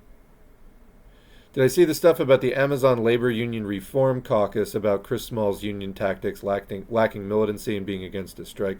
Yeah, we did. We covered that on a live stream, I don't know, a few months ago, maybe in the fall, maybe late summer. And it seemed legit to me, honestly. It sounded about right. I joined and started to go to DSA meetings, and it feels good to actually be involved in the labor movement in my area. Anheuser-Busch workers are going on strike soon near us. Yes, I actually did see that on social media, that they were wearing shirts that said, "We make the beer." Yeah. People drink way too much beer in this country. Beer is not actually good for you, but I understand it is something people are interested in, so that may get some people's attention. Dozens of so-called leftist streamers are on the take from the DNC through the, quote, progressive Victory PAC, and their aim is to gaslight you into voting for Joe Biden. I hadn't heard of the progressive Victory PAC, but that sounds about right. Democratic Party will never tire of lying to people. They have no respect for anyone. They are an imperialist party. I'll have to look into that. Thank you. I have nothing but disdain for that party. Absolutely. I would love it if the Democratic Party were actually fighting the Republican Party. They're not. And so all these people that are like voting as harm reduction, how's that working out for you? Since, I don't know, Reagan? Since George W. Bush and Dick Cheney? Has this worked at all at any point within the lifetimes of like most people standing today? No, it doesn't work, because the Democrats are part of the same system. They work with the Republicans. The Democrats first took power in 1828. This is their system as much as it is anyone's. So how's that working out for you, voting Democrats as harm reduction? It doesn't fucking work. And you can vote Democrat all day long. Things will still get worse because they stand for this system, which is imperialist. It has no more progressive potential historically to offer society. All you can do is try to hang on to the least bad outcomes of imperialism at one time or another, but it's futile. It's headed in that direction eventually as capitalism goes into more and more crisis and needs more and more fascism, and there's no way of reversing that process. So the Democrats, being committed to that process, are just promising to do it slightly more humanely at any given point in time, It's good cop, bad cop. They're both there for the same reason. They just have different styles. So how is that harm reduction working for you? It doesn't work. Look at how things have been getting worse and worse and worse over decades. Voting Democrat is not sufficient. It's not even helpful. It's these same people who claim that they would push Biden left. Yeah, how did that work out? And then he went back to brunch. To be honest, the talking point, the official talking point seems to be most progressive president of my lifetime. Literally, what are you talking about? I have no idea what these people are talking about when they say Biden is pushing the most progressive agenda ever. What are you talking about? Or like, what are you comparing it to, like George W. Bush, Trump, and Reagan? Like that's not, first of all, comparatively most progressive president. It's like most humane Nazi. Like that's sort of a contradiction in terms. Okay, so, but also literally, what are you talking about? I haven't seen Biden do anything. I mean, what they're calling an across-the-board living crisis and a completely frozen housing market that investors have bought up every spare house in the country. Bidenomics. Why would you like claim credit for something that is an actual crisis? And like, those are our economic policies. What? Do you think the economy is working for people? And this, when I was going back to like people getting over clinging to any petty bourgeois desire. I mean, for people that are still thinking like, yeah, things aren't that bad, I'm not talking to you. I'm talking to the people who are living in the reality that like 2/3 of this country can't afford $1,000 emergency and so on. Living paycheck to paycheck. That's like the actual people of this country that have some, that's who makes this country go, and that's the majority of people. People who think things aren't that bad are like fucking so rich, like it's just, I don't know what to say. Anyway, the Democrats are already fascists. Just look how they already caved to the Republicans on immigration and the border. Yeah, so that I was going to bring up in the next stream. I can, I guess, tease the headline here, but Biden, and it's like this is all part of probably election year pandering. Oh, here it is, the border. Biden weighs invoking executive authority to stage a border crackdown ahead of the 2024 election. Great. So, so much for pull him left. I mean, the Democrats are not interested. They're not interested in that. They're just only interested in pandering to the right, only. They're fine with blaming the left for whatever problems happen, even though we have no power and no money, but yeah. I've started calling them Republicrats, Democrat, Republican. They're exactly the same, and I don't support either one. Again, there's superficial differences, but the key point is they're part of the same system. They work together in managing U.S. empire. They need each other. They're essential. Been thinking a lot recently about how folks in anti-union states can organize effectively and covertly, and how to give some teeth to those regional, state, and national professional associations. Well, I don't think that the national professional associations are particularly interested in sharpening their claws or growing any teeth, so I don't know. But feel free to share what you came up with. I saw that Javier Milei already had to beg China to open trade back up. Seems pretty bad in Argentina. Yeah. Bourgeois democracy is an illusion. Well, it's an incomplete democracy. It's even in the heyday of bourgeois democracy. I mean, it's like, women had to fight for the right to vote. That was like 100 years ago. I mean, not pretty recently. The United States, it was like you had to own property, etc. So it's democracy for one class, and even then it's incomplete. It's nominally all are equal before the law in bourgeois society, but bourgeois society can't actually deliver on that. And that's where, the socialist revolution comes in to actually complete that promise of equality before the law, because it's really only after class society that people are actually equal in their relationship to the means of production, and then the equality before the law actually comes from that. Because again, politics is a concentrated essence of economics and of class interests.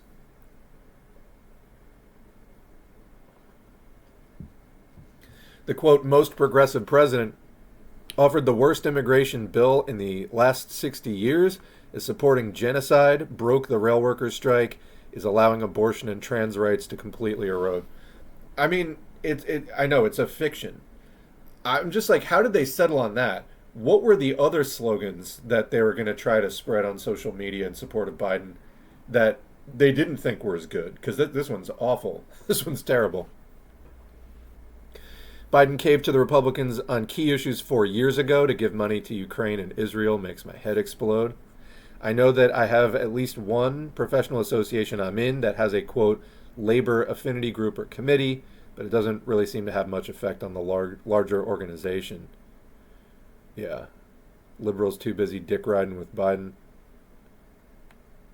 Anyone reading any good books right now? You know, I started and then I got busy with other stuff, but I will be finishing something called Socialism Betrayed by, let me look up the name. Socialism Betrayed by Roger Keeran. I think Kenny is the second author. Let me look this up. Yeah, Roger Keeran, Thomas Kenny. Here, I'll throw the link in the chat. Socialism Betrayed, Behind the Collapse of the Soviet Union. They kind of make like a big case for Andropov, and who, if you don't know, was briefly head of the USSR in the early 80s and then died. Kind of wonder if he was poisoned, but I don't know. Anyway, yeah, after Khrushchevite revisionism and then Brezhnev, like, pseudo-reform and stagnation, Andropov came in and I guess was more of like a, quote, hardliner trying to get things back on track, but then, like, died, like, 3 or 4 years later. It's an interesting book, and I aim to finish it. Not saying I totally endorse it, but it's an interesting book. Oh boy, I worked at a plastics recycling plant a decade ago, looking forward to getting unbelievably angry all over again. Be interested in hearing your experiences there. I recently listened to all of the Hoxha audiobooks. It really changed my mindset. Most importantly, what he said about Mao and Che Guevara. I haven't had much information about the economics of China, but it makes very much sense that Mao not being a Marxist-Leninist is how Deng came to power. Well, the irony there, you know, is that, I mean, that was Hoxha's conclusion. That he kind of laid the blame for this for the Communist Party of China never having properly dealt with its left deviations and other deviations, never having properly formed as a Marxist-Leninist party, and for some of these deviations directly being in Mao's leadership. So that was his conclusion where he laid the blame. Now, it maybe doesn't reflect super great that Hoxha's successor was basically the Albanian Deng Xiaoping, and the exact same thing happened there. So I don't know, and you know, the jury's still out for me about was it truly Mao's fault. And I mean, Hoxha is correct in terms of pointing out there was revisionism and China just didn't start like a, quote, new course of socialism. I agree. So, you know, anti-revisionist Marxist-Leninists agree on that, Maoists agree on that, and so on.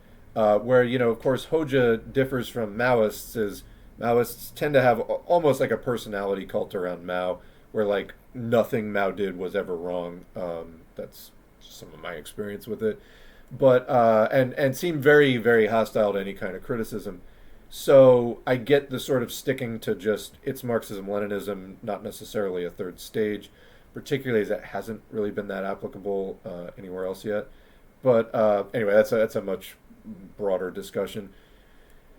But yeah, I mean, it happened in Albania too, so I don't know if there have been good breakdowns of what all happened there with Aliyah, but we'll be on the lookout for them, and you know, in the coming years on this channel as we continue our anti-revisionist studies. But I haven't done what's the other one? Imperialism and the Revolution yet, which is Hoxha's more extensive piece. Like Theory and Practice of the Revolution is the short version on China, and Imperialism and the Revolution is the longer version. So, have you heard of the American Party of Labor? They look pretty legit. Yes, I have heard of them. Actually, I've done most of their recommended reading list. It's funny you mention that because one of the criticisms of them was, you know what, let's go into it right now. I actually pulled it for this stream. We might as well just go into it. That's about as good a segue as any. Where did I stick this?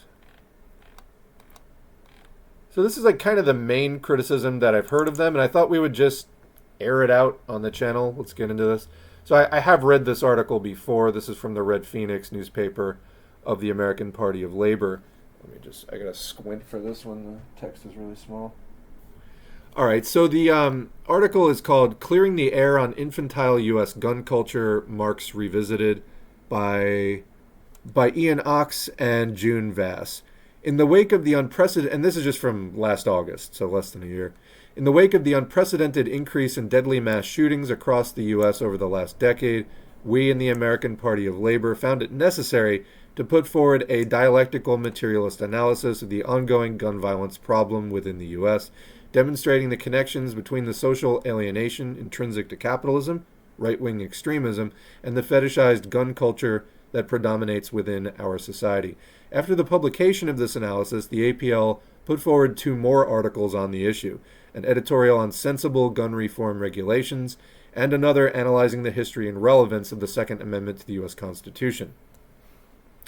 There is one more subject concerning firearms that we as a party would like to address at this time. A specific quote from Karl Marx, which many people within U.S. socialist and communist circles use to justify lax gun regulations across the country. If you have been around the socialist and communist movement for some time, you have probably seen or heard people use the phrase under no pretext in opposition to the idea of instituting regulations on the sales and purchases of firearms within the U.S. The slogan under no pretext, which is itself not an analysis of the firearms crisis faced in the U.S., obviously, I don't think anyone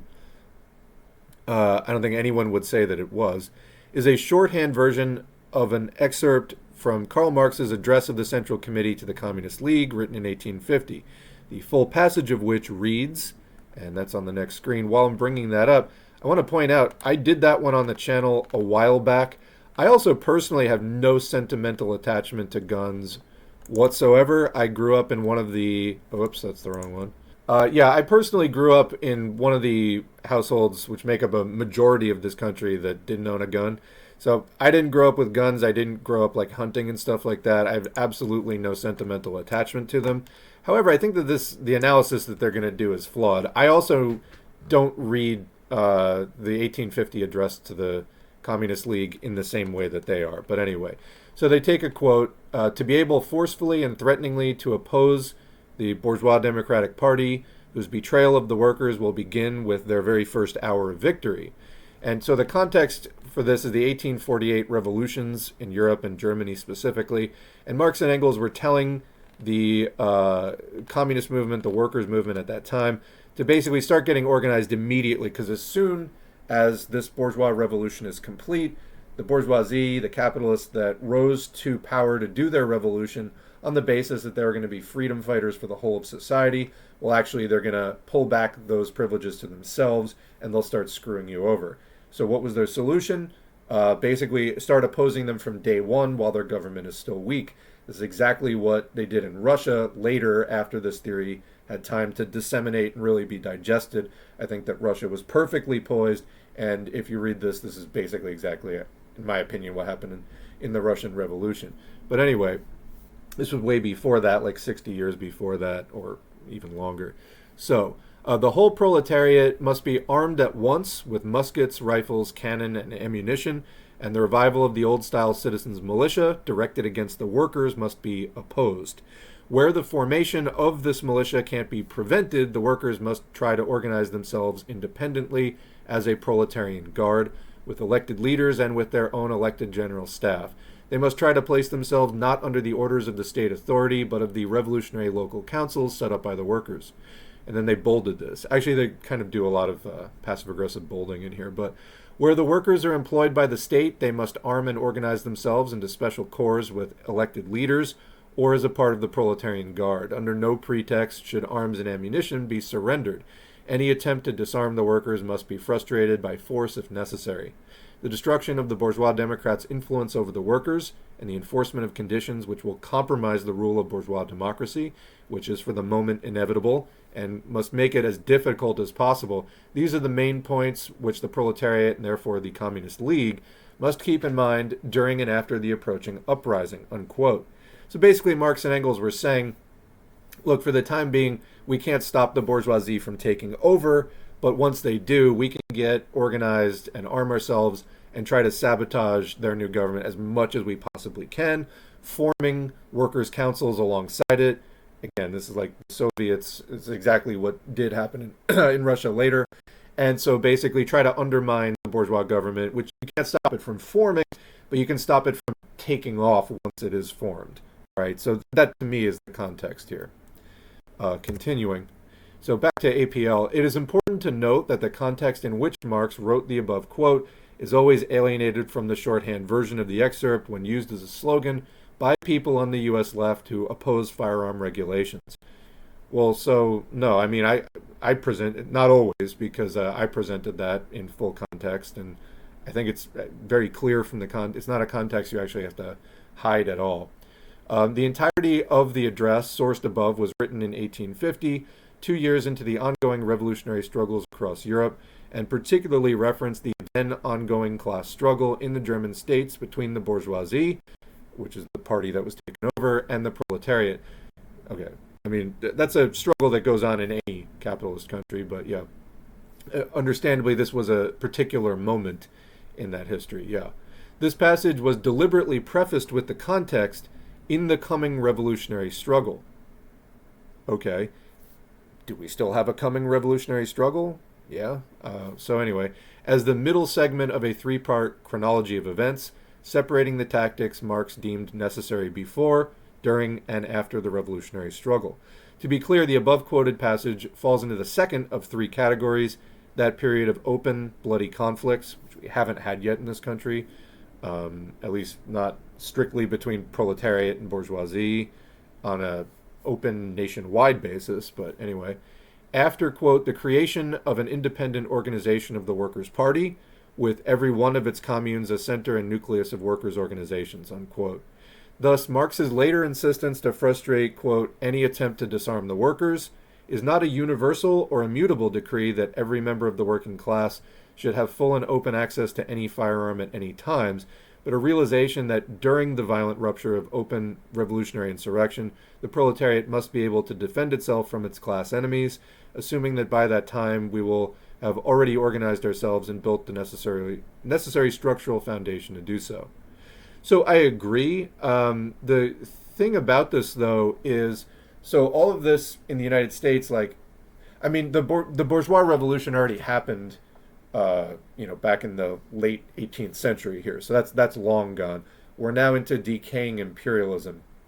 So we're in a totally different historical period, but we still haven't had a proletarian revolution. So all of this is still at some point in our future, right? So this is something that we still have not contended with, but if Marxist theory is correct, we eventually will be contending with it. So keep that in mind just as we go forward, because I think that while they're not entirely wrong about that, there's a logical flaw here. So, and we might or might not like that there's a logical flaw in it, but I think that there objectively is a logical flaw in it. So we will discuss what this actually means.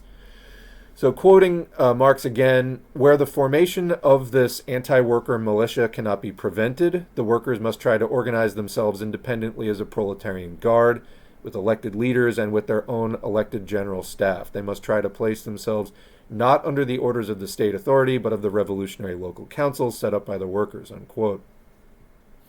Yeah, so these are still things that are ahead of us at some point in history. Again, that to me is just sort of the point here. But continuing with the APL, the United States today is suffering from a rampant growth in far-right extremist and neo-fascist politics.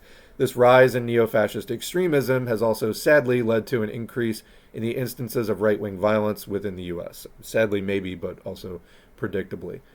Between the years 2016 and 2017, right-wing extremist attacks nearly quadrupled, and in 2018, the national average of violent right-wing extremist attacks jumped to 31 instances per year. As was stated in the article published in the Red Phoenix on May 13, 2023, titled The Continued Danger and Tragedy of America's Gun Violence, research shows that firearms are used by such extremists because they are, quote, simple to acquire and easy to use. Yeah. I think you also, though, there's more to this article. I think you also have to ask the question, why is the fascist violence increasing?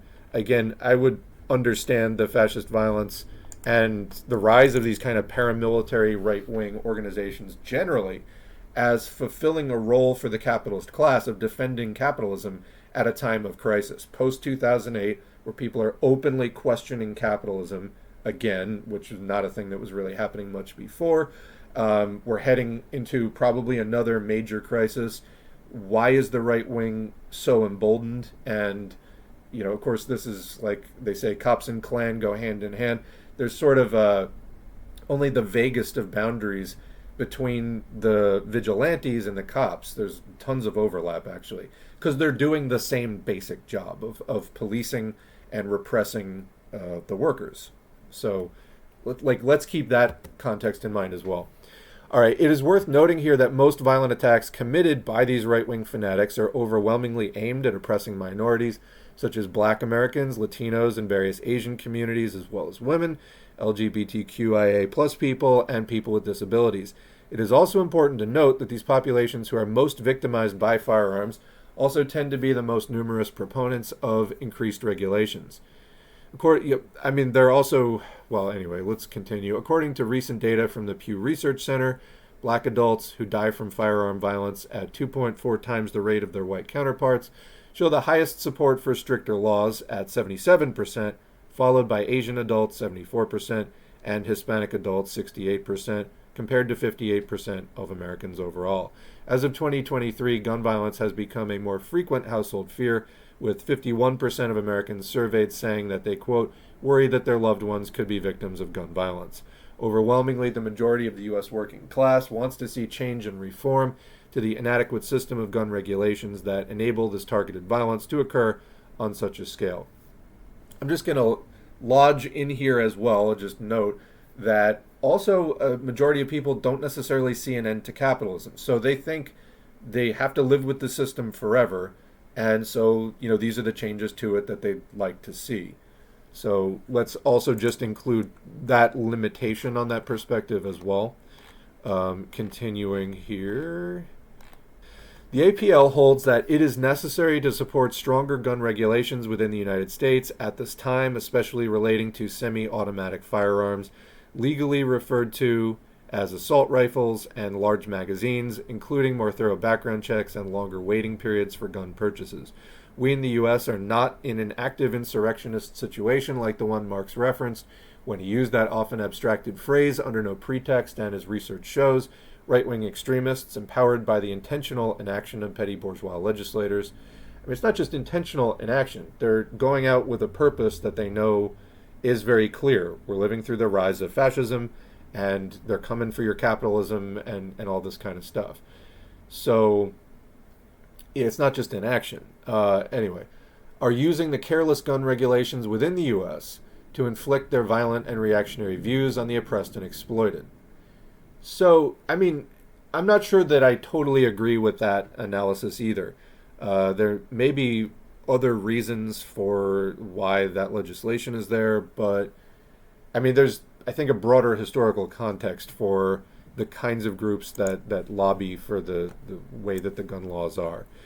Anyway, Marx writes, quote, as in the past, so in the coming struggle also, the petty bourgeoisie to a man will hesitate as long as possible and remain fearful, irresolute, and inactive. But when victory is certain, it will claim it for itself, and will call upon the workers to behave in an orderly fashion, to return to work, and to prevent so-called excesses, and it will try to exclude the proletariat from the fruits of victory. It does not lie within the power of the workers to prevent the petty bourgeois Democrats from doing this, but it does lie within their power to make it as difficult as possible for the petty bourgeoisie to use its power against the armed proletariat and to dictate such conditions to them that the rule of the bourgeois Democrats from the very first will carry within it the seeds of its own destruction, and its subsequent displacement by the proletariat will be made considerably easier, unquote. So, I mean, my comment would be this was Marx's analysis of that particular situation, that at that time they could not stop the bourgeois Democrats from rising to power, but, you know, this was what was practical for them at that time. Was that the sole basis, though, of why he was saying the under no pretext thing, and so on? Is sort of another question that I'm not sure is entirely. It seems like people getting arguing over a quote and providing more context, but still not complete context. So, supporting stronger regulations on firearms within the U.S. at this time. And I want to point out this is the second time that "at this time" is bolded. That's part of the logical error that when we're done I'll get to, but is a twofold line. It, one, acts as a way to hamper the growing violent neo-fascist threat from arming itself even further, forcing those reactionary elements to bend to the will of the working class. Not really so sure about that. And by extent of hampering the fascists by any degree. Two, acts as a way to preserve and protect the lives of the multi-ethnic and multinational American working class. I think, honestly, this is part of a systemic crisis that kind of reforms, to me, seems like a drop in the bucket, but okay. Opposition to strengthening regulations and restrictions concerning the sale of firearms has the potential to dangerously harm the working class within the U.S. and thus impede our organizing efforts to prepare for the real overthrow of capital. Okay, how will you do that? Do you think firearms will be involved in that? I'm genuinely asking. In 2022 alone, 21 of the 25 extremist-related murders were committed by white supremacists. Yes, fascists are violent, which again showcases the need to curtail the ability for the right-wing and neo-fascists to continuously arm themselves at the same rate as they've already been able to do so. Let me ask also, given that we can't get anything passed, we can't get universal health care, we can't get all kinds of things passed, do we think that this is going to get passed? If so, why even write the article? I'm not entirely sure where this is coming from, but over the course of the coming years of class struggle in the U.S., there will be phases that have strategic importance in relation to firearms depending on the developing material conditions in our society.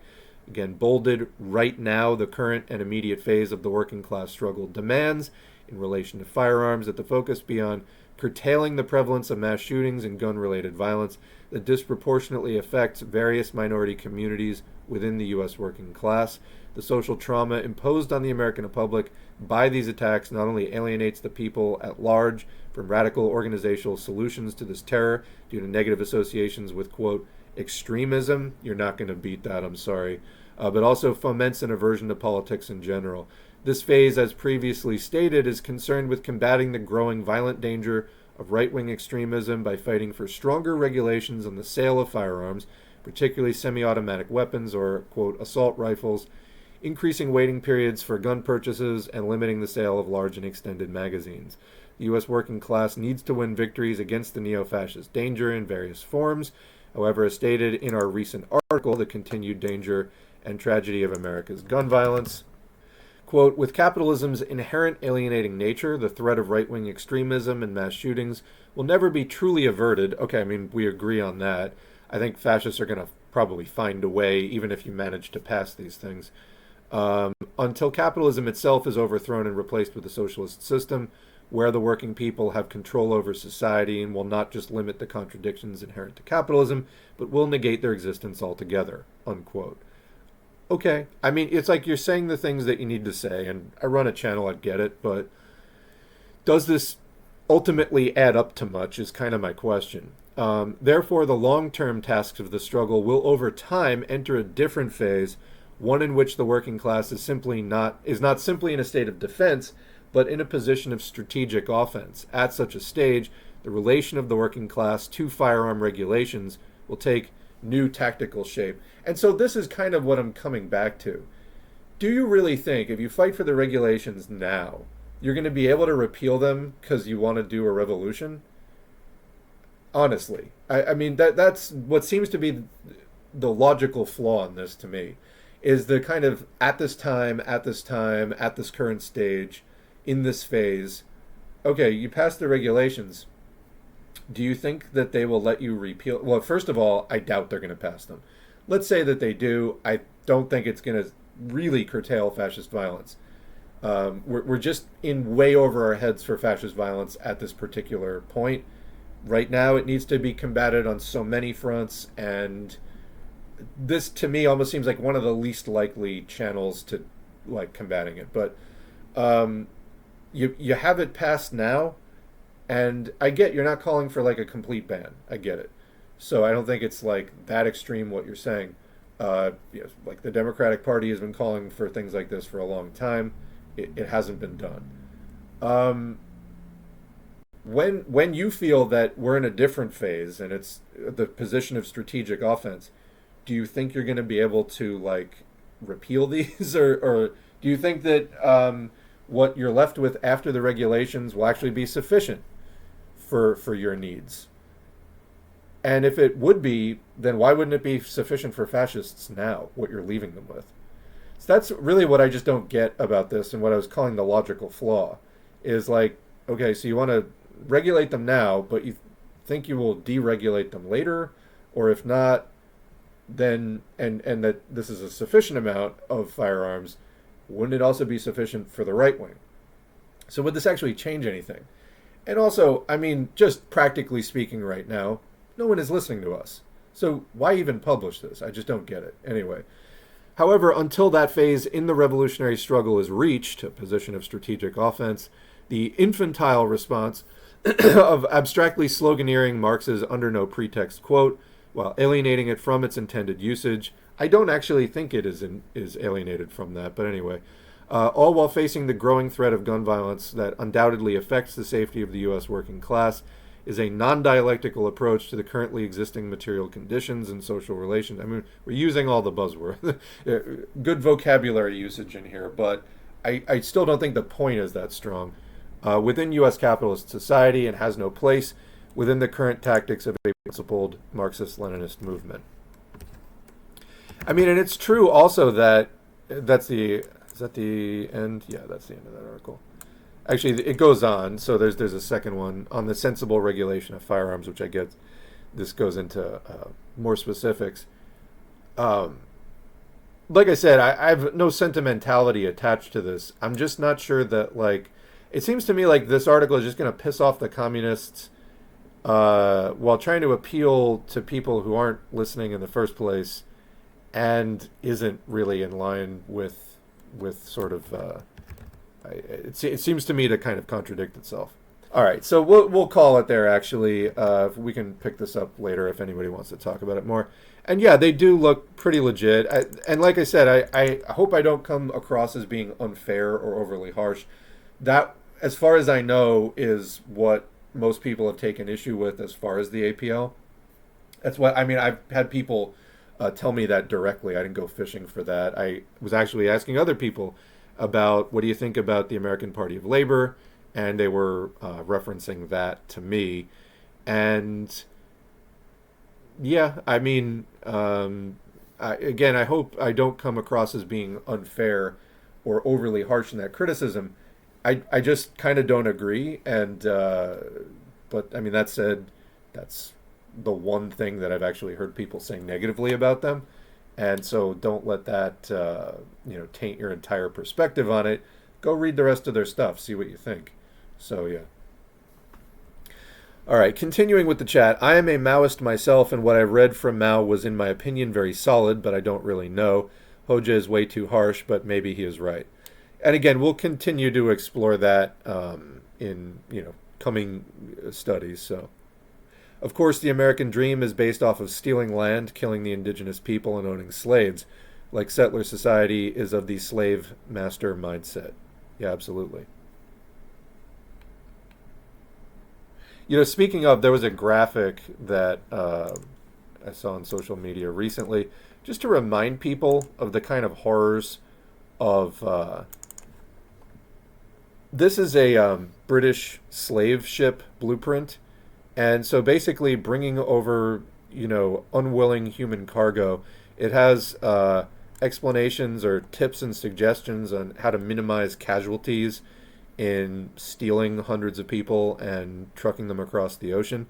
It's human trafficking. This country was built basically on legalized human trafficking. I don't know if that's what we need to start calling it, but yeah, human trafficking, that's what the United States is about. I did like the person who shared this on Blue Sky, just pointing this out. It's like just helps the reality hit home of like, yeah, people built this, they wrote it out, and at no point did they stop themselves and go, what the fuck am I doing? This is monstrous. Having a small business is very stressful. Yeah, no kidding. After 20 plus jobs and attempting freelance work, I have a hatred of bourgeois thinking. See, this is what I'm talking about. This is why we're here. It's like, you know, any illusions of being contentedly petty bourgeois are just gone. You know, the only thing I can do at this point is stand for communism, because I know capitalism is the past and it just has nothing to offer. I was going to try and start my own pest control company, and I saw this firsthand through a friend of mine. I no longer aspire to be a small business owner. It would have been great to work for myself, but the job would never end. It literally does never end. Literally. Love that way of describing being petty bourgeois, just different bosses. I mean, it's a system of just vultures and parasites. So yeah, I mean, that in the end is you're just trying to swim with the sharks. That's all it is. Yeah, many of the U.S. poor see themselves not as an exploited proletariat, but as temporarily embarrassed millionaires. In other words, they still hold out that hope that capitalism can offer them something. For some of us, we are past those illusions, and this is, I'd say, what has driven us towards studying communism. And people talk about, you know, I guess where I was going with that, let me just underline it a bit more explicitly in case I wasn't just emphasizing it enough earlier. What I was getting at was, why do you see these lapses back into revisionist thinking, like in the Soviet Union, when they were able to provide more comfortable conditions for people? Well, a lot of people supported the Russian Revolution on the basis that they hated Tsarism, and with very good reason. Tsarism was ridiculously oppressive. It's kind of like in the U.S., people hated Taylorism, you know, this completely inhuman system of micromanagement and so on.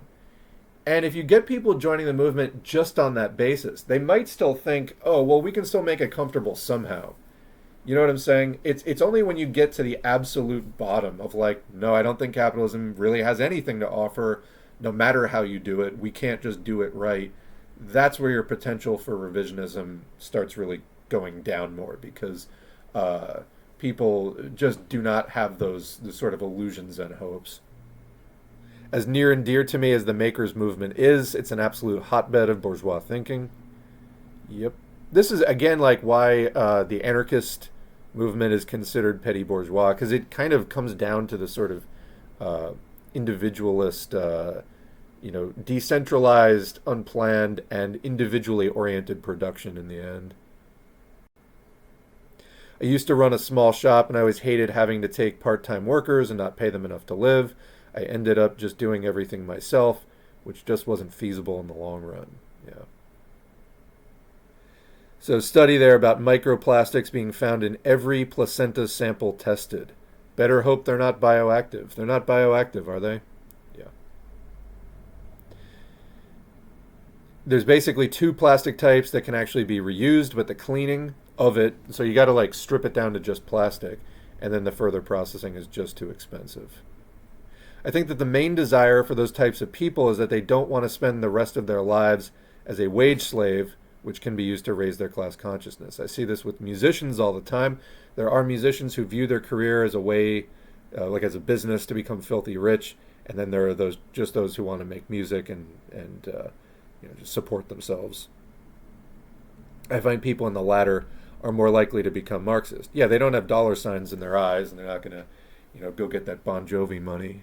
Which is, by and large, is completely done now anyway. That's for the mega acts, Miley Cyrus's and like whatever else. But yeah, that is over. But yeah, it's bourgeois thinking. Have you been tainted by bourgeois illusions or not?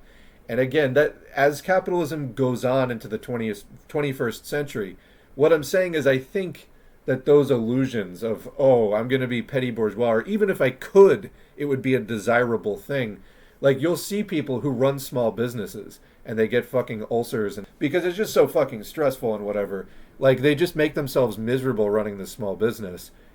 At some point, you just go like, I wouldn't even want that. Like, you lose the attachment, that hope you're holding out that capitalism is going to somehow like work for you someday. And it's at that point you have the potential to become a communist. To really open yourself up to the possibility of like, yeah, we should just let go of capitalism. It really offers me nothing. The funny thing is the plastic bags are probably one of the easier things to actually recycle. Yeah, plastics are an issue of production. The more they produce, the worse things get. It's time to ban. I agree. That was like, I remember when like McDonald's stopped using styrofoam. I thought this was going to be like a major thing. I guess not. No amount of boycotts will end plastics. You can't change what you don't control, and you can't control what you don't own. The oil and plastics industry needs to be nationalized under workers' control and phased out. Yeah, it needs to be banned, in other words. And as we know, oil companies more or less like run this country as it is now. So trying to get widespread bans would be pretty difficult considering the kind of clout that they have. Welcome voices from the left.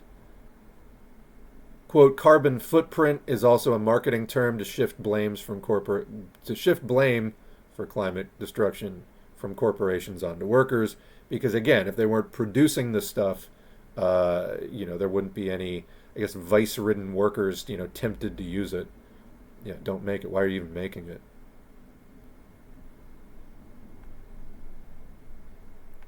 The North Atlantic, the Great Garbage Patch, not to be confused with Britain, could use some plastic-eating bacteria. Yeah, I'm not even sure if that is enough of a thing at this point. I know they've found some plastic-eating bacteria, but like then you'd need ones that could survive in the saltwater environment, et cetera, et cetera. Yeah, so there's a North Atlantic garbage patch. There's the Great Pacific garbage patch, which basically in the doldrums in the ocean, the place where there aren't really many active currents and it's just kind of like a dead zone current-wise, lots of plastic junk collects in it, and because it has no real currents taking it away from there. And then it photodegrades. It bakes in the sunlight and it breaks down. The fish and other aquatic life eat it. It's bad for them. And then it also sinks down to the bottom of the ocean. So now there is sand, and then there's a layer of plastic on the bottom of the ocean as well. But yes, you could get rid of Britain too. Absolutely. Not sure just plastic-eating bacteria would do it, though.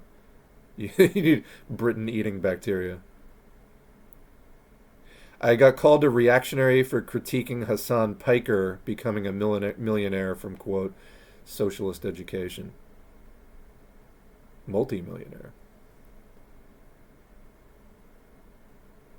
Britain was so enlightened that our cronies turned off wastewater monitoring for COVID. I wonder why. Why indeed. I don't really know Hassan Piker's work history or whatever, but I think that, well, he's Cenk Uygur's nephew. I'm pretty sure he wasn't doing... Anyway. But I think that the entire, quote, online left should probably have a better filter overall on listening to folks' opinion on socialism who've never had a fucking job outside of streaming.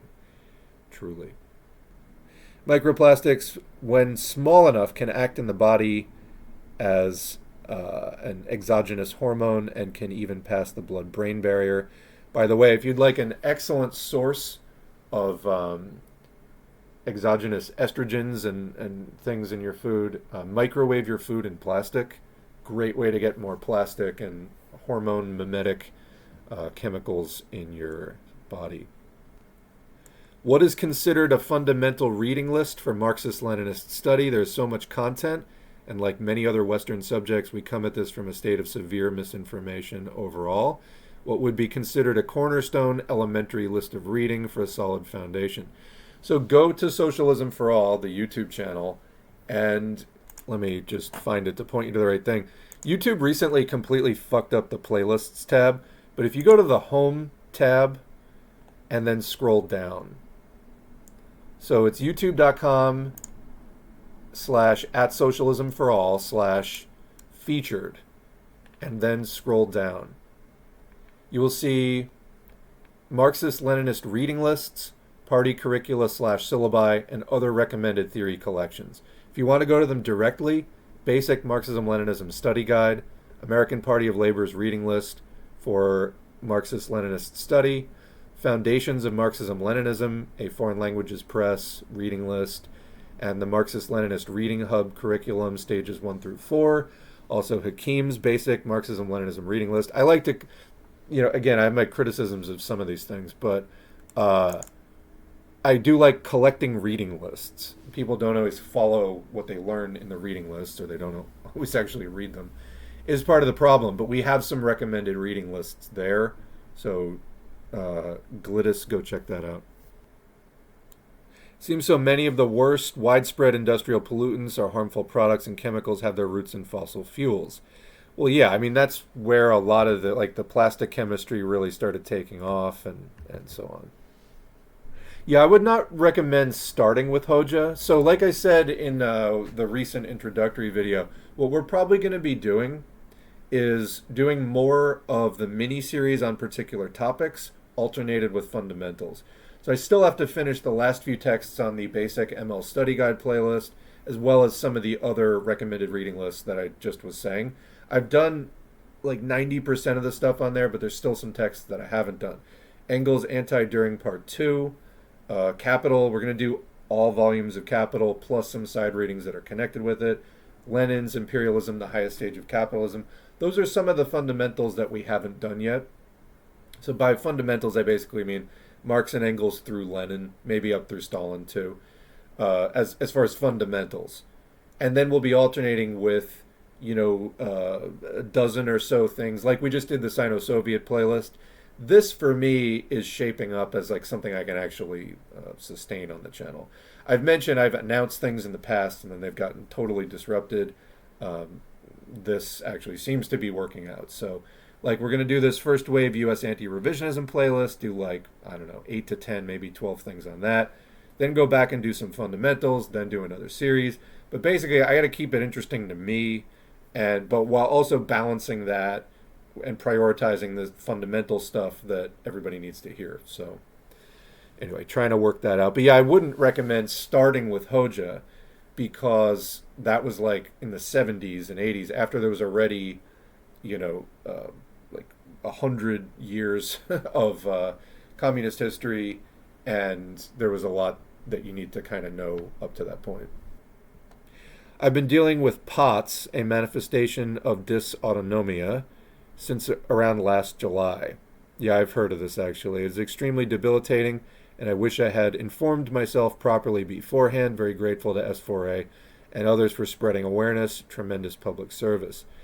Yeah, so I know the S stands for syndrome. Postural orthostatic tachycardia syndrome. Let me check that. POTS syndrome. Hey, I got it. Postural orthostatic tachycardia syndrome. Yeah, it causes your heart to beat faster than normal when you transition. So postural, like people can have like a postural hypotension, low blood pressure with your in laying down versus standing up, things like that. Yeah, so it's affecting your heart rate, so it's in the autonomic system, and so on. I was just looking at something about this. And yeah, there can be other symptoms like fatigue and things like that. COVID is causing devastation and disability. People really need to wise up and get serious about it. Yeah, didn't even see those playlists. Indeed, YouTube, they used to be really nicely organized on the playlists tab. Now they're on the home tab, completely out of order. So, yeah.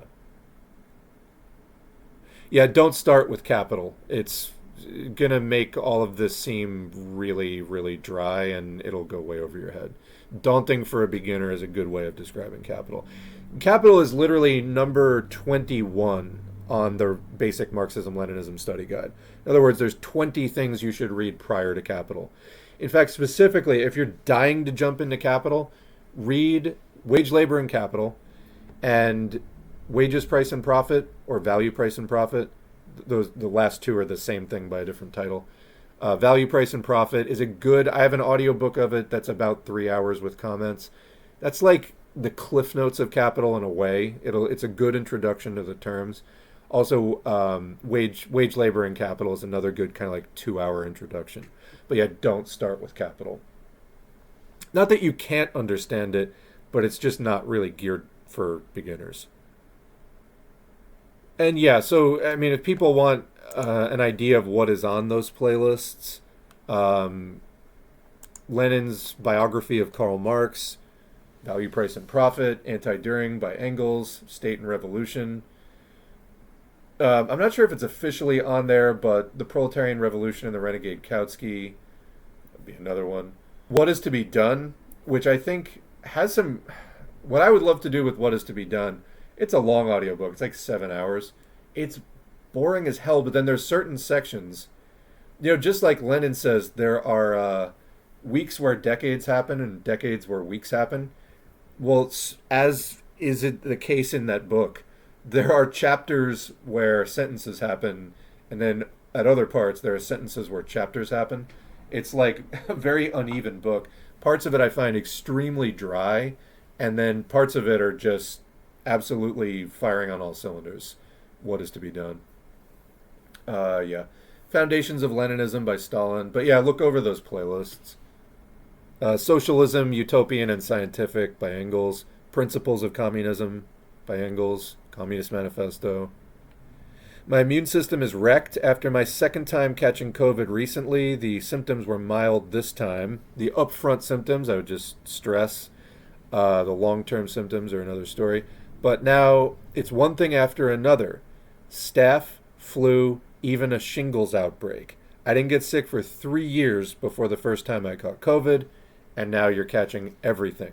Yeah, that happened to me where I had the fatigue, I had the brain fog, in other words, cognitive dysfunction, and my immune system was shot. I got a horrific sinus infection that I had to go on 2 rounds of antibiotics for. And fortunately, that's about as bad as what I could tell, although, who knows what else was happening in my body that I couldn't regularly see. But it was very clear my immune system was very impaired for about 2 years. Parenti's son is a libertarian? Wow. Yeah, that's some rebelling against parental authority for sure. Alex P. Keaton in real life. Family Ties reference there. In my opinion, Marx writes like a philosopher. Lenin writes like a lawyer. I think that's a decent summary. Stalin, in my opinion, kind of writes like he's talking to the reader or lecturing. Stalin has a thing that he does. He writes very concretely. Like, I feel like Stalin is writing for just the really average intellect worker. And he tends to repeat things a lot. I find that in his style, like he will just repeat a particular phrase like multiple times. Like he's really just trying to hammer it into people. Well written stuff, but it's like you can always tell Stalin's style. So yeah, I think Stalin is trying to make the material very accessible, and I think he's trying to put it in terms that like anyone can understand. So there's a comment, people have to remember that different ethnicities process food differently. And so they say black people can't take as much fats or meat as white people without problems. So I would say in general, there's been huge deviations from what would be a traditional diet in more or less any culture.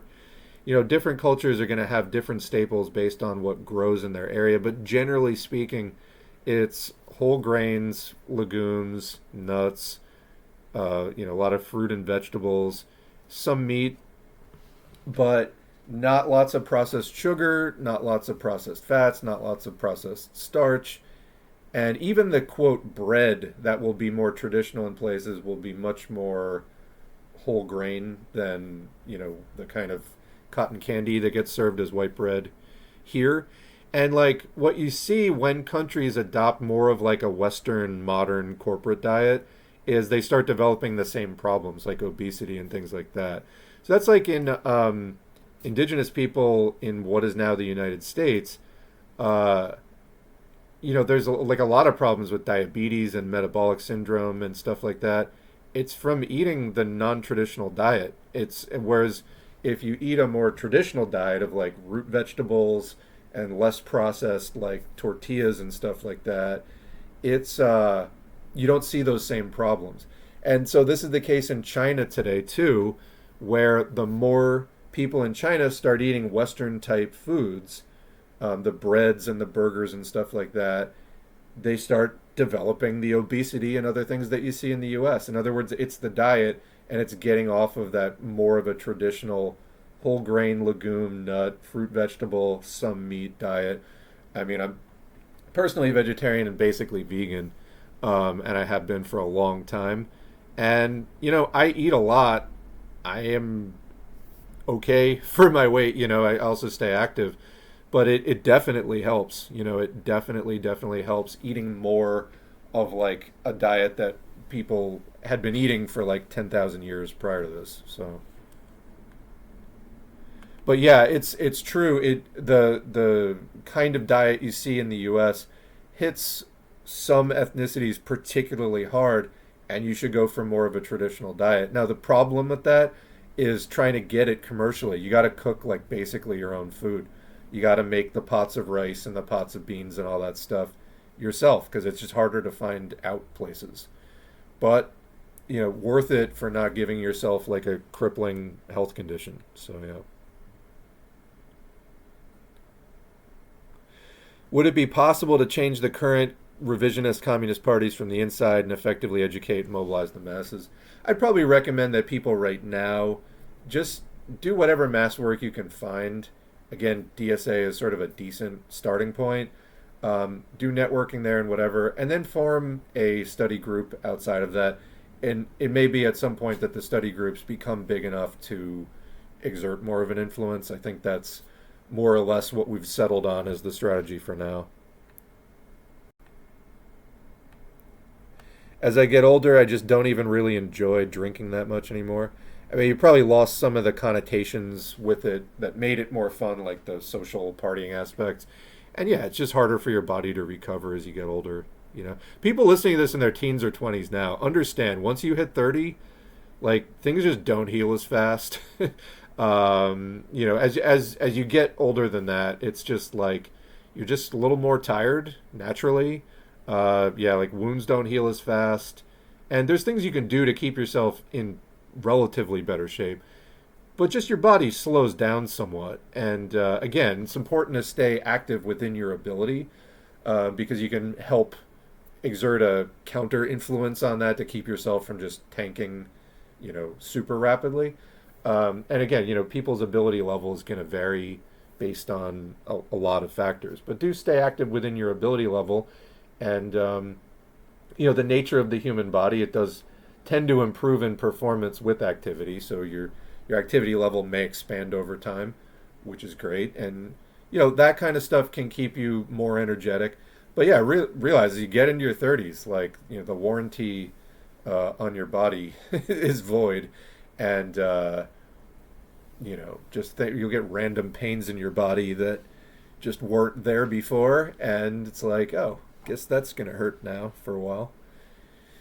So this is what the saying "youth is wasted on the young" means. It's just like you're young and full of life, and everything works, and you kind of take it for granted, and you don't really have the life wisdom yet to make the most of it. And by the time you start getting some life wisdom, your body stops like working so well.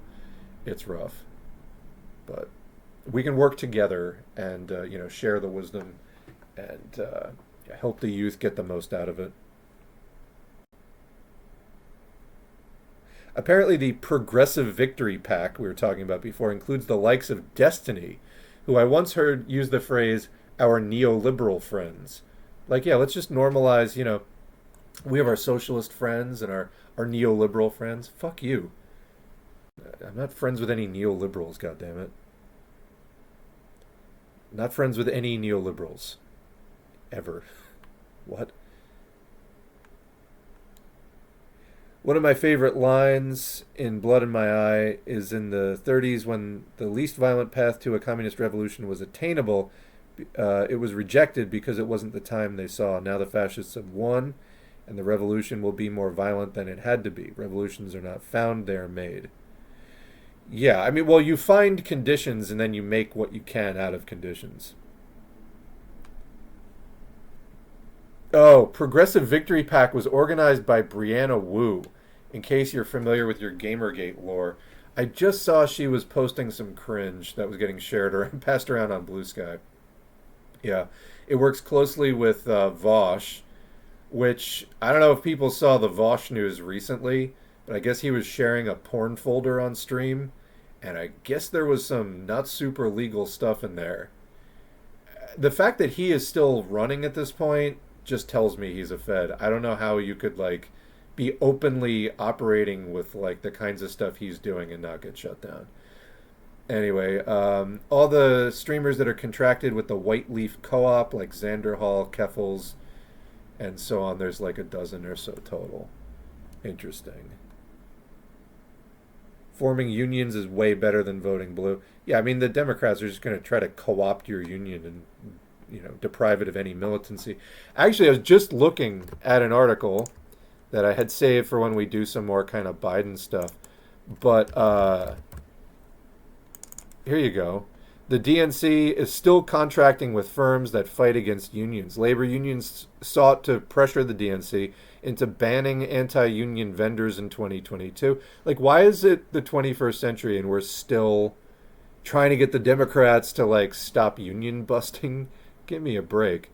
But a review of FEC disbursement data reveals that the party group is still paying millions of dollars to firms that offer union avoidance services. From Sludge there.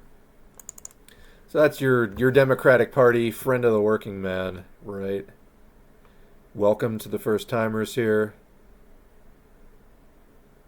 Do you think that the, quote, Democratic bots on Blue Sky and Twitter are literally AI or just humans paid minimum wage to do it? Probably both.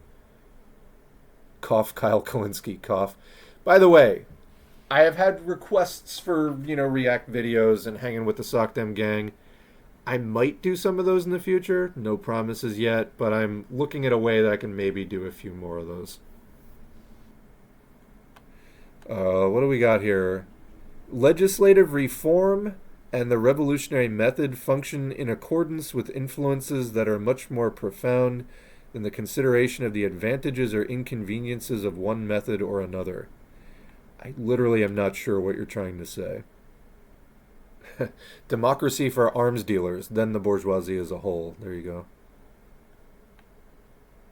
Oh, Juan is also reading Socialism Betrayed. I find it's moving pretty quickly for me. I've also heard that Malenkov was also very revisionist. When Khrushchev came with a coup, his policy seemed less bad than that.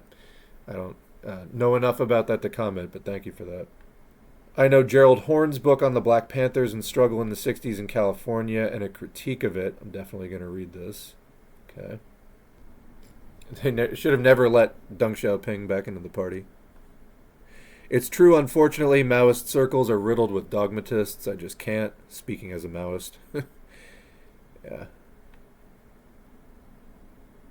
I've also heard people call Hoxha and his people dogmatist, and I'm someone who admires Hoxha. My actual favorite quote on that, it was in one of the Hoxha things that he did recently. I think it was maybe in Reject the Revisionist Theses of the 20th Congress of the CPSU. But it was just a line that was like, dogmatist, parentheses, meaning Marxist-Leninist. Because, yeah, he went through a whole thing in that, even around 1960, when he started criticizing the CPSU under Khrushchev. He was like, yeah, people call me dogmatist for this because I actually adhere to Marxism-Leninism. But I just love that line, dogmatist, parentheses, meaning Marxist-Leninist. The weird thing about Hoxhaists going off of the American Party of Labor is instead of thinking that Hoxha never did anything wrong, like Maoists do with Mao, is they do it with Stalin instead. They legit have that Grover Furr Why Stalin Never Did Anything Wrong Ever book on their reading list for members. All right, I'm going to kind of do speed round on the chat here just because I got to kind of get going. Okay, so some discussion about the gun stuff. There are enough materials online about how to DIY a gun. We're talking about 3D printed guns in a recent stream. It takes time, but if someone is determined, they are going to do it. There's also a lot of cases, let's see. There's also a lot of cases in the 1800s during further colonization, like when treaties had been forced. Often after that, laws were passed on gun sales along with black people's struggles and the colony simply using those kinds of tactics. This is covered in Gerald Horne's book, The Dawning of the Apocalypse, and I would recommend those. The only way to stop a fascist with a gun is a communist with a gun. Might not be wrong about that.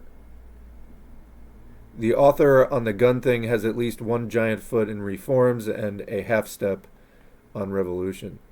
Okay, somebody agreeing with my thinking it was a logical flaw. It's a paradoxical. If you get gun reforms in and everything gets better, there's no wider revolutionary fervor. When things are bad enough that guns are more readily available again, the fascists are waiting along with you.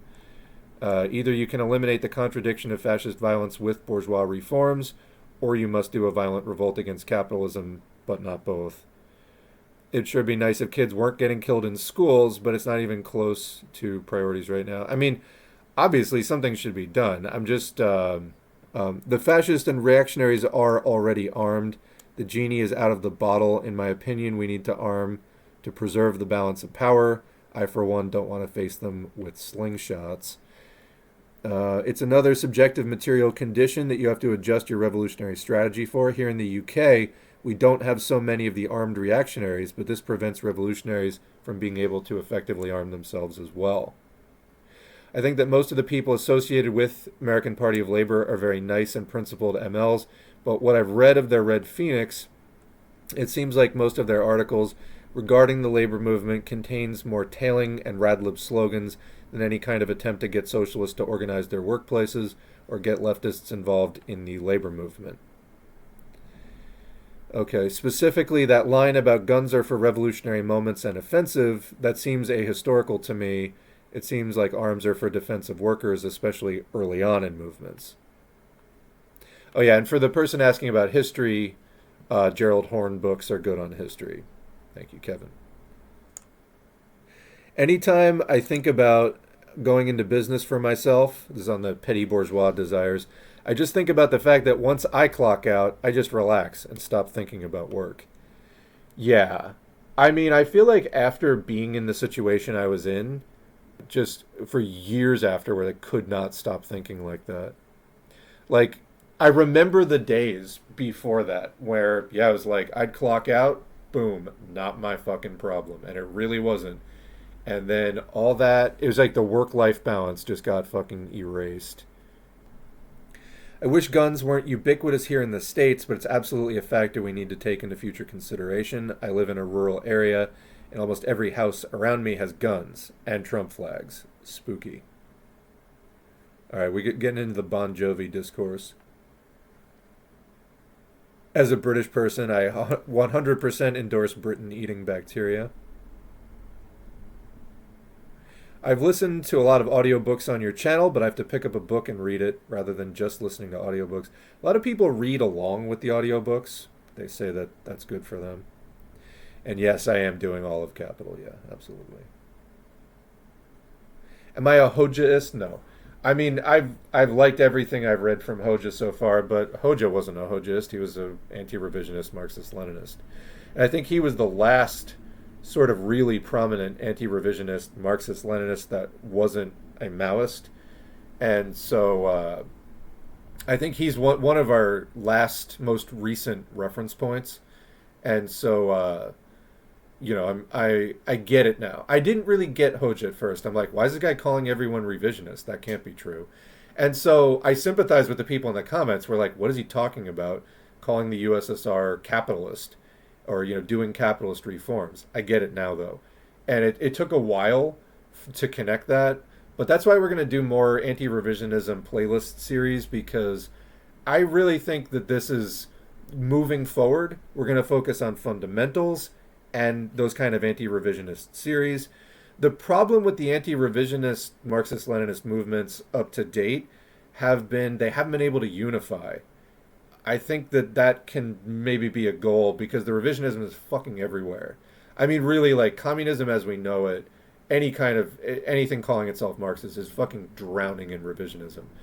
Hoxha was one of those people that really was taking a stand and was trying to do specific criticisms as late as the 1980s about what went wrong in 20th century first wave socialism, I guess we could say.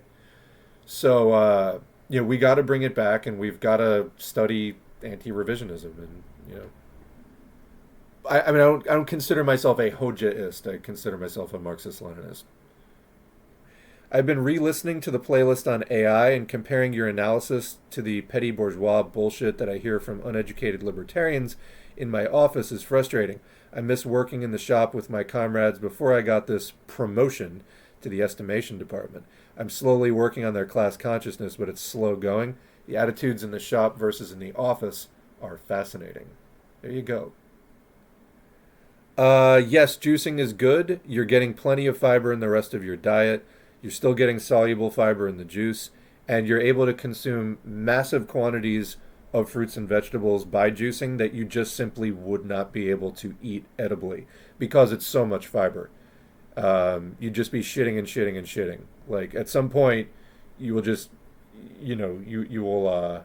Well, okay, this is just getting really gross, but you can't eat that much fiber is the point. However, you can take an entire bunch of kale and 3 apples and 5 carrots and several ribs of celery, feed it through a juice machine and drink that shit, and you're getting the nutrition. You need fiber, but you only need fiber physiologically to move your bowels, basically. Like it just has a couple of physical functions in your body, but fiber doesn't feed you. It doesn't get into your bloodstream. So yeah, the soluble fiber, that's one thing. You're going to get that in the juice anyway. But yeah, juicing is definitely good. It's really concentrated nutrition in that you're taking out the insoluble fiber. And then, are you really afraid that you're not getting enough fiber? Then eat a bowl of cereal in the morning. Like, it's not that hard to get enough fiber, especially if the rest of your diet, when you do eat, is whole grains and legumes and, eat fruit and things like that. You're going to get plenty of fiber from that. But the juicing is also a way to get way more vegetables in particular. Like fruit you can kind of eat.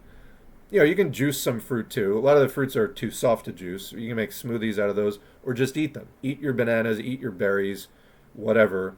Or, make them into a smoothie.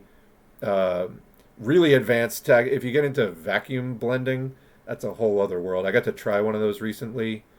Fucking incredible. It takes all the oxygen out, so you're not oxidizing it. You don't get dissolved oxygen in the smoothie.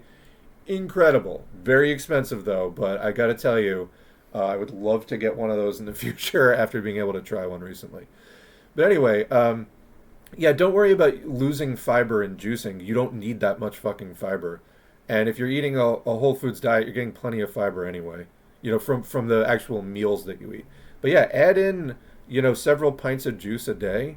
You have so much more energy, it's ridiculous. So, yeah, highly recommend that, actually. Yeah, something more like a Mediterranean diet is a step up. I would go even like a bit more hardcore than that, but getting old and having a nameless disability is what motivated me to improve my diet. It is kind of amazing how much eating better really can help, with your energy level, your mental energy, clarity. Yeah.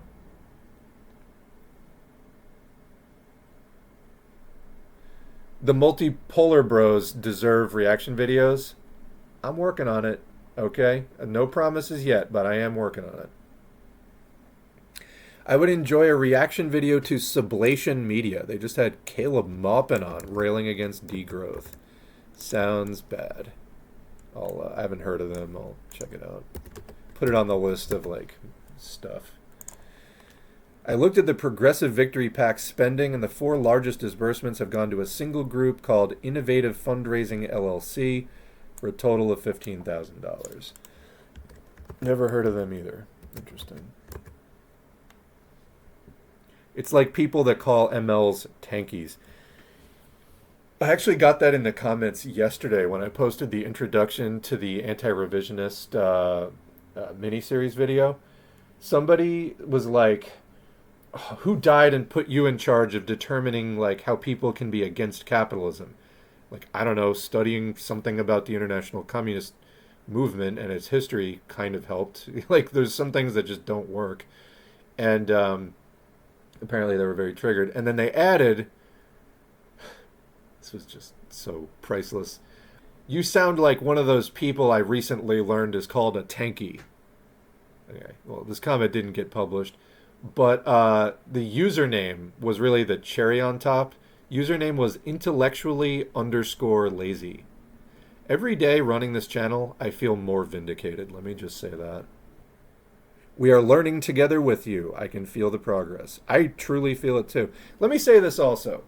Entering the 5th year of this channel and crossing 20,000 subscribers, not to like jinx it, but I feel like the biggest change for me is I feel like I've moved out of the fighting to be heard stage, and it's actually been sinking in that I'm being heard. So I can actually just focus on the message, which is why I'm kind of just streamlining it down to fundamentals of Marxism that we haven't covered yet. We'll just keep progressing through those.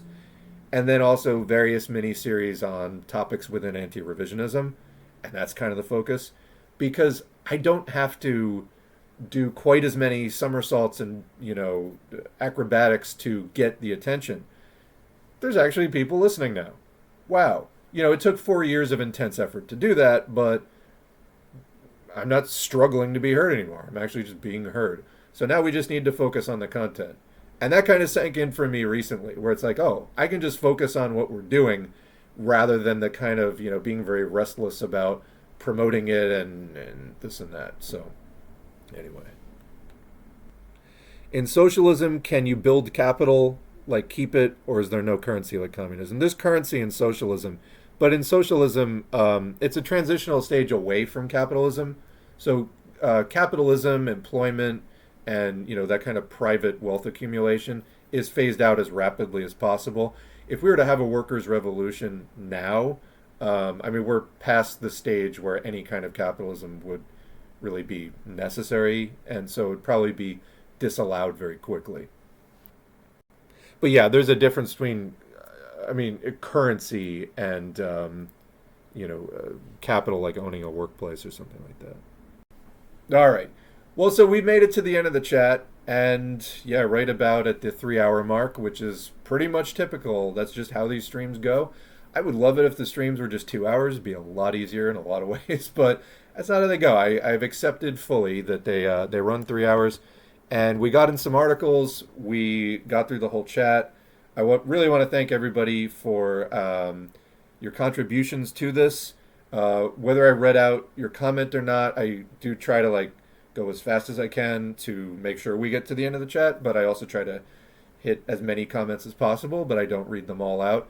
If it's super important, just bring it up again in the next stream, and odds are it'll get read at some point. If I really dislike your comment, you get booted. So if you didn't get booted, it's all good. I just didn't feel like it fit into where I was at for the stream today. But anyway, appreciate everybody showing up as always. Oh, I never did the patrons today. And let's thank the patrons while we're giving thanks here. Patreon.com/socialismforall and buymeacoffee.com/socialismforall. You can get your name on the screen like these fine folks, and this is a non-commercial viewer-supported channel, so these contributions are essential for my being allowed, I almost said, able to spend so much time on the channel, and that I clearly am past the point where I can speak, so we're gonna call it there. But again, thanks to everybody for your contributions and making this stream what it is, and we will be back soon. I will announce that on the Patreon and the community tab and elsewhere. Thanks again, everybody. Have a good night.